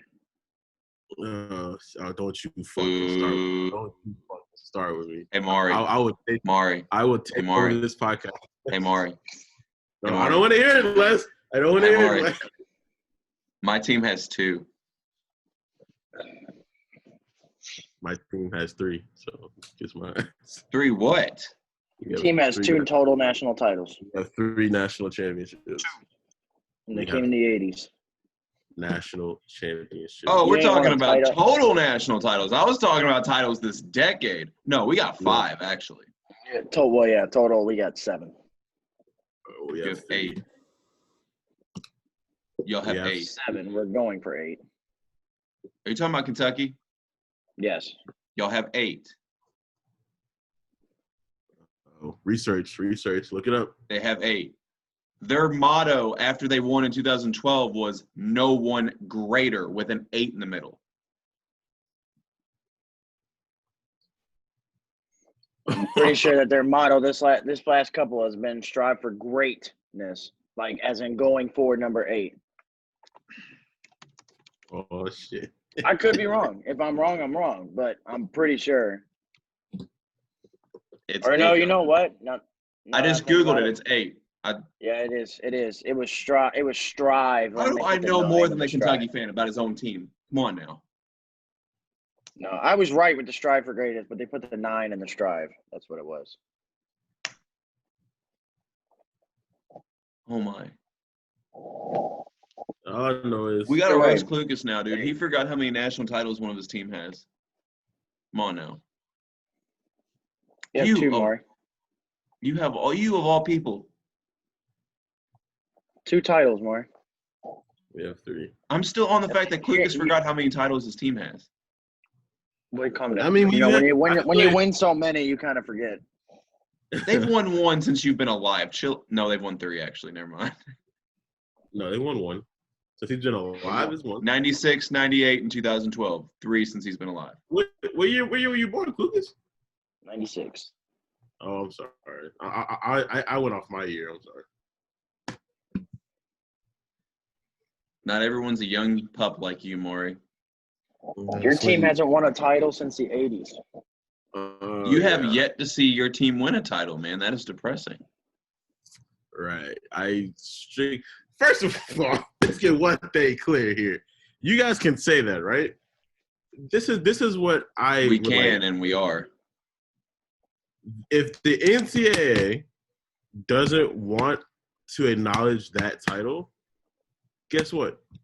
Don't fucking show it on TV. Don't sit there and say, "Oh, Louisville's Luke Hancock hit 4 threes in the national championship. It was the greatest thing I think I've seen in such a long time." Oh, Peyton Siva broke the steals record in the national championship. It was so great. And then go to the next segment. Don't fucking say that. And then when a debate comes on the ACC network on the Packer and Durham show, which is a great show, I recommend you guys watch it. I do. And say, oh yeah, but you know, they won it, but yeah, you know, it doesn't really count. And then blow Luke Hancock's cock about his performance in the game. So if you're gonna say we don't have it, guess what? Be consistent with it. That's all I ask. Just be consistent with it. You two bitch asses are the only ones I know that are consistent with the roasts. Are you done? Because it did. Go ahead. I'm sorry. Rules don't apply when something doesn't exist. If it never happened, how can there be rules about it happening? Exactly. I don't give a shit what you guys say. We're the national fucking champions of 2013. Luke There is no Hancock, national. Well, He There record was book no says it. national champion. He shitted on Michigan. Payne Siva shitted on Trey Burke. So guess what? We have 3. And guess what? You know what we're doing? Still looking up to Duke and Kentucky. I was gonna say what? We're looking for number 4. Even if That's that imaginary title did happen, you'd still be trailing Duke and Kentucky. I don't give a shit as long as we fucking win a national championship. God damn it. And I'll be like, finally, Maury gets to see one in his lifetime. No. I'm going to start the hashtag right now. Hashtag 4for4. Everybody love the Wendy's 4for4. Guess what? Everybody going to love the Louisville Cardinals 4for4. Hashtag 4for4. 4 for 4. Matter of fact, excuse me. I'm about to open my front door and screaming out. Excuse me real quick.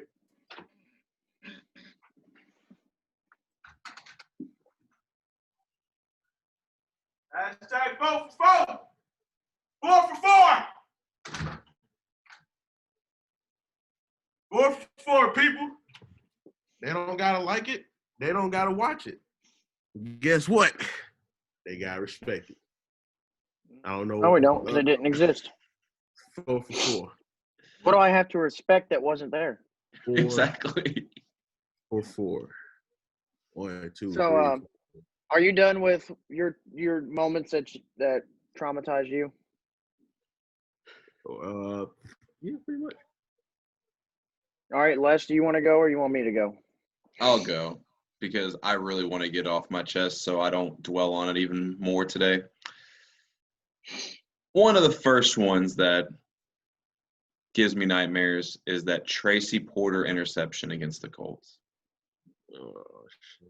'Cause I'm thinking the Colts are going to have a game-winning drive. The Colts actually led football in game-winning drives that year, playing from behind, and I'm thinking, here it is. We're in good hands. Peyton's our quarterback. You know, we led the National Football League and come from behind wins. And I see Reggie Wayne go for a post pattern.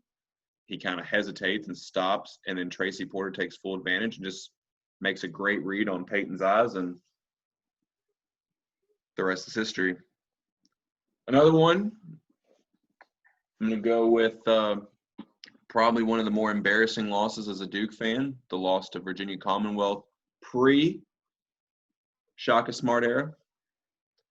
The game-winning shot by Eric Maynor still gives me nightmares. It's like I saw I've got one for you if you don't name it. All right, well, I'm still going, so there's Yeah, I that. know. I'm going to see if you name it first. Another one that gives me nightmares is to see Cassius Winston dribble out the clock when we were supposed to foul him. Reason being is because I had so many high hopes for that Duke team, especially since me and Klucas went to see that Duke team play live up in Indianapolis for the Champions Classic, and a 34-point beatdown that they put on Kentucky was so impressive that I thought it was definitely a championship or bust year for Duke.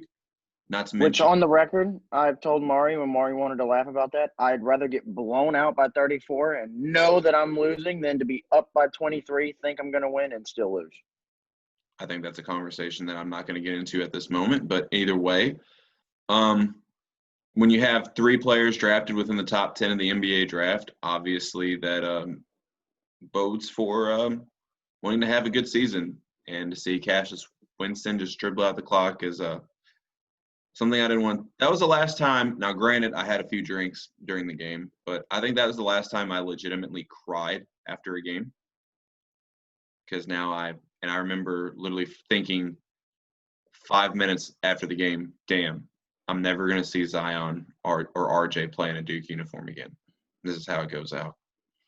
So that was pretty painful. I could say both of our sweeps that the Red Sox gave us in the World Series in 2013 and 2004 were both pretty painful to watch. Trying to think. Losing to Dallas. Miami Heat losing to Dallas in the NBA Finals. It still gives me nightmares because, and for another reason, people never let me forget it. So those are some of the moments in sports that just still irk my nerves. So, Klucas, which one did you think I was going to say? Colt McCoy going down in the national championship game. Yes. I was trying to keep it like a similar theme of controlled occurrences. That one was obviously not controlled. No, definitely Colt McCoy. But it's still traumatizing. I was keeping it with my own theme for a second before I go to the uncontrolled theme. But no, that was traumatizing because I still believe to this day Texas beats Alabama if Colt's healthy. And not only to see Colt's face when he was coming out of the locker room knowing that he just played his last game in a Texas uniform. To see Marcel Darius, who I still hate to this day because of that, laughing on the sideline because he knew he just knocked out our best player. Still pisses me off. Texas should have another title, and maybe we're not in the position we are right now if Colt doesn't go down. Fuck out my face. I'm out. Is that it? Yep. Oh, man. Moments that traumatize me. Again, uncontrollable. It's controllable / uncontrollable at the same time. Indians losing, blowing the 3-1 lead to Chicago. Controllable because we shouldn't have blown a 3-1 lead. Uncontrollable because had it not been for the rain delay in Game 7, Cleveland would have won that game going into extra innings. They had all momentum on their side, and the rain delay ruined it. That was traumatizing. Watford for the win was traumatizing. Granted, Kentucky went on to win the national title that year, but to lose to Indiana in that fashion was terrible to watch. Watching. Before you continue, I just want to say that I went, going to IU Southeast where I got my IU degree. All the Hoosiers fans up there literally talked about that nonstop for the 6 years I was there. It got kind of old after a while, and I actually loved the play itself because I loved seeing Kentucky knock off UK, but I even got a little annoyed. Knock off UK. I mean, Indiana knock off UK. Oh, another traumatizing Shut one. up! You forgot how many titles y'all had, and then try to debate with me about it. Another traumatizing one. Watching the referee hand Wisconsin the ball game and ruining our undefeated season in 2015. Oh, Ethan Mark, Happ was out of bounds. I don't care what anybody says. He was out of bounds. The BS call, though. The BS call was the shot clock violation that wasn't called for. I was getting to that. Yes. What was his name? Nigel Hayes. Nigel Hayes, yeah. Yep. Ball was clearly in his hands before the shot went up. Clear as day in his hands. The ball, Ethan Happ stepped out of bounds. That ball should have went right back to Kentucky for another possession. The shot by Nigel Hayes should have never happened. Kentucky should have won that game. And lest you could say what you want, I would have loved to watch Kentucky beat Duke in the national title game. Because it wouldn't have happened, so it is what it is. Because it would have. Neither here nor there. Because it would have. Anyways. No, it wouldn't have. No. Every Kentucky fan says that, but it wouldn't have happened. Duke had too much grit and too much senior leadership to lose in that year. You could tell about how locked in they were playing. So that's all I got to say. You can talk about the 10 draft picks all you want. We had, like I said a couple minutes ago, Duke had 3 players in the top 10, go in the top 10, and we lost to a veteran Michigan State team. So it is what it is. And Cat would have handled Jalil Okafor. Anyways. Stop. Stop. Not in a college setting. Stop it. Anyways. Other moments. You touched on Tracy Porter. Tracy Porter obviously was very traumatizing to watch. Well, I have one that none of you guys have mentioned yet. Hold on. Andrew Luck retiring mid-game last year. What was a preseason traumatizing game? It's still traumatizing as fuck. I mean, to me, I saw it coming, just maybe I didn't expect it at the time, but it's like you kind of figured with how his career went, something like that was going to happen.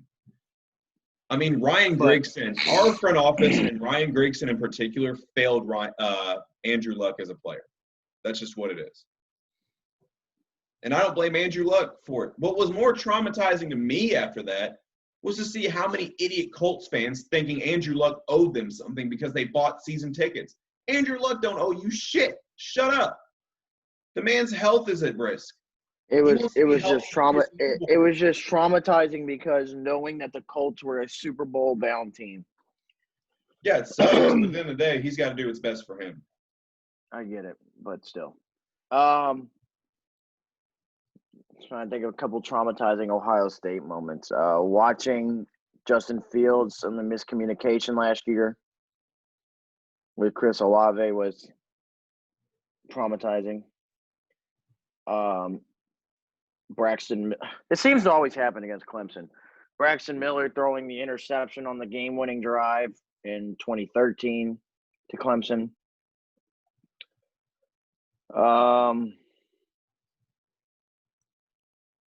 About the Purdue game?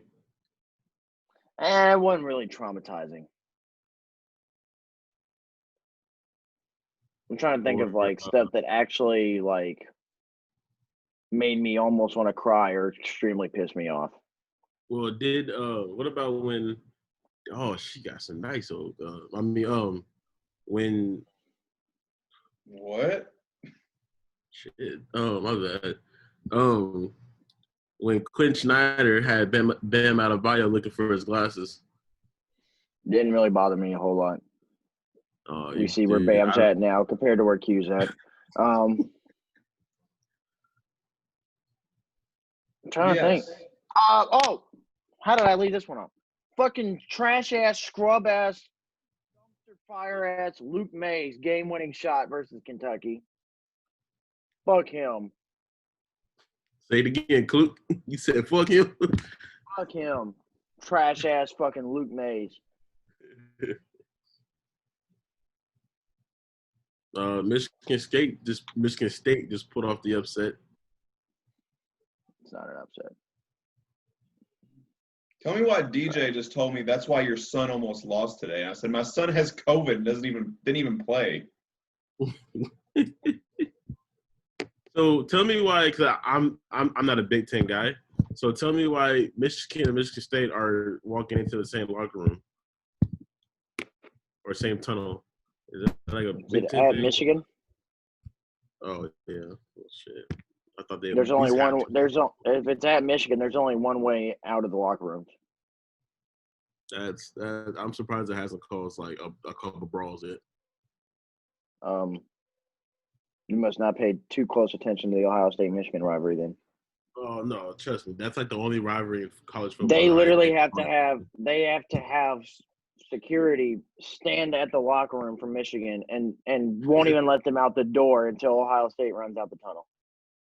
You know, I would love for one And it was day. nothing, you know what, we'll touch on it later, but nothing made me even happier watching Ohio State go down that tunnel and rip the fucking flag down so Michigan couldn't. Oh, my God. I was so hyped for that game after that. But anyways. So what about when Baker plants the flag at midfield? That doesn't traumatize me.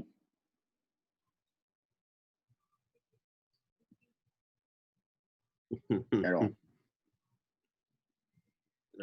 I can't really think nothing.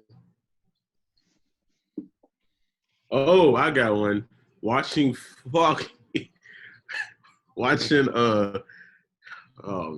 Kevin Durant blow that 3-1 lead to the Warriors. That was pretty tough. Then he ended up joining him, so you know it's all good. Yeah, I think that's probably why I got over it so quick. He's like, he got a ring. It's all good. He got 2 of them.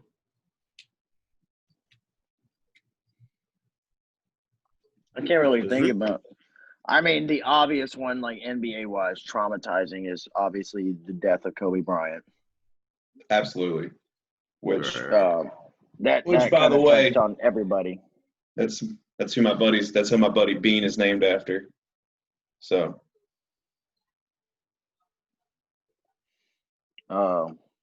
You're done. 50 seconds. After that, I really can't think of anything else traumatizing that's happened sports for me. You can talk about. I can't wait till we get into our best moments. I'm gonna have a lot of those. Oh yeah, I'm gonna have a lot of those. Well, let's get into it then. Clue, you go first. I don't know if we have the time for that today. I think that's an episode for another We'll time. do that. We'll do that next week. Sounds good to me. I think we're running out of time. As always, I'd like to tell everybody tell us what you didn't like in the comment section. Follow us on social media at Less is More Sports Talk. At Less is More Sports. At Jacob Klucas. At Marxic 14. MARXIC 14. Be sure to like and subscribe to the channel for more content. But in any ways, I'm Les Abbott. Jacob Klucas. Mar. And we out.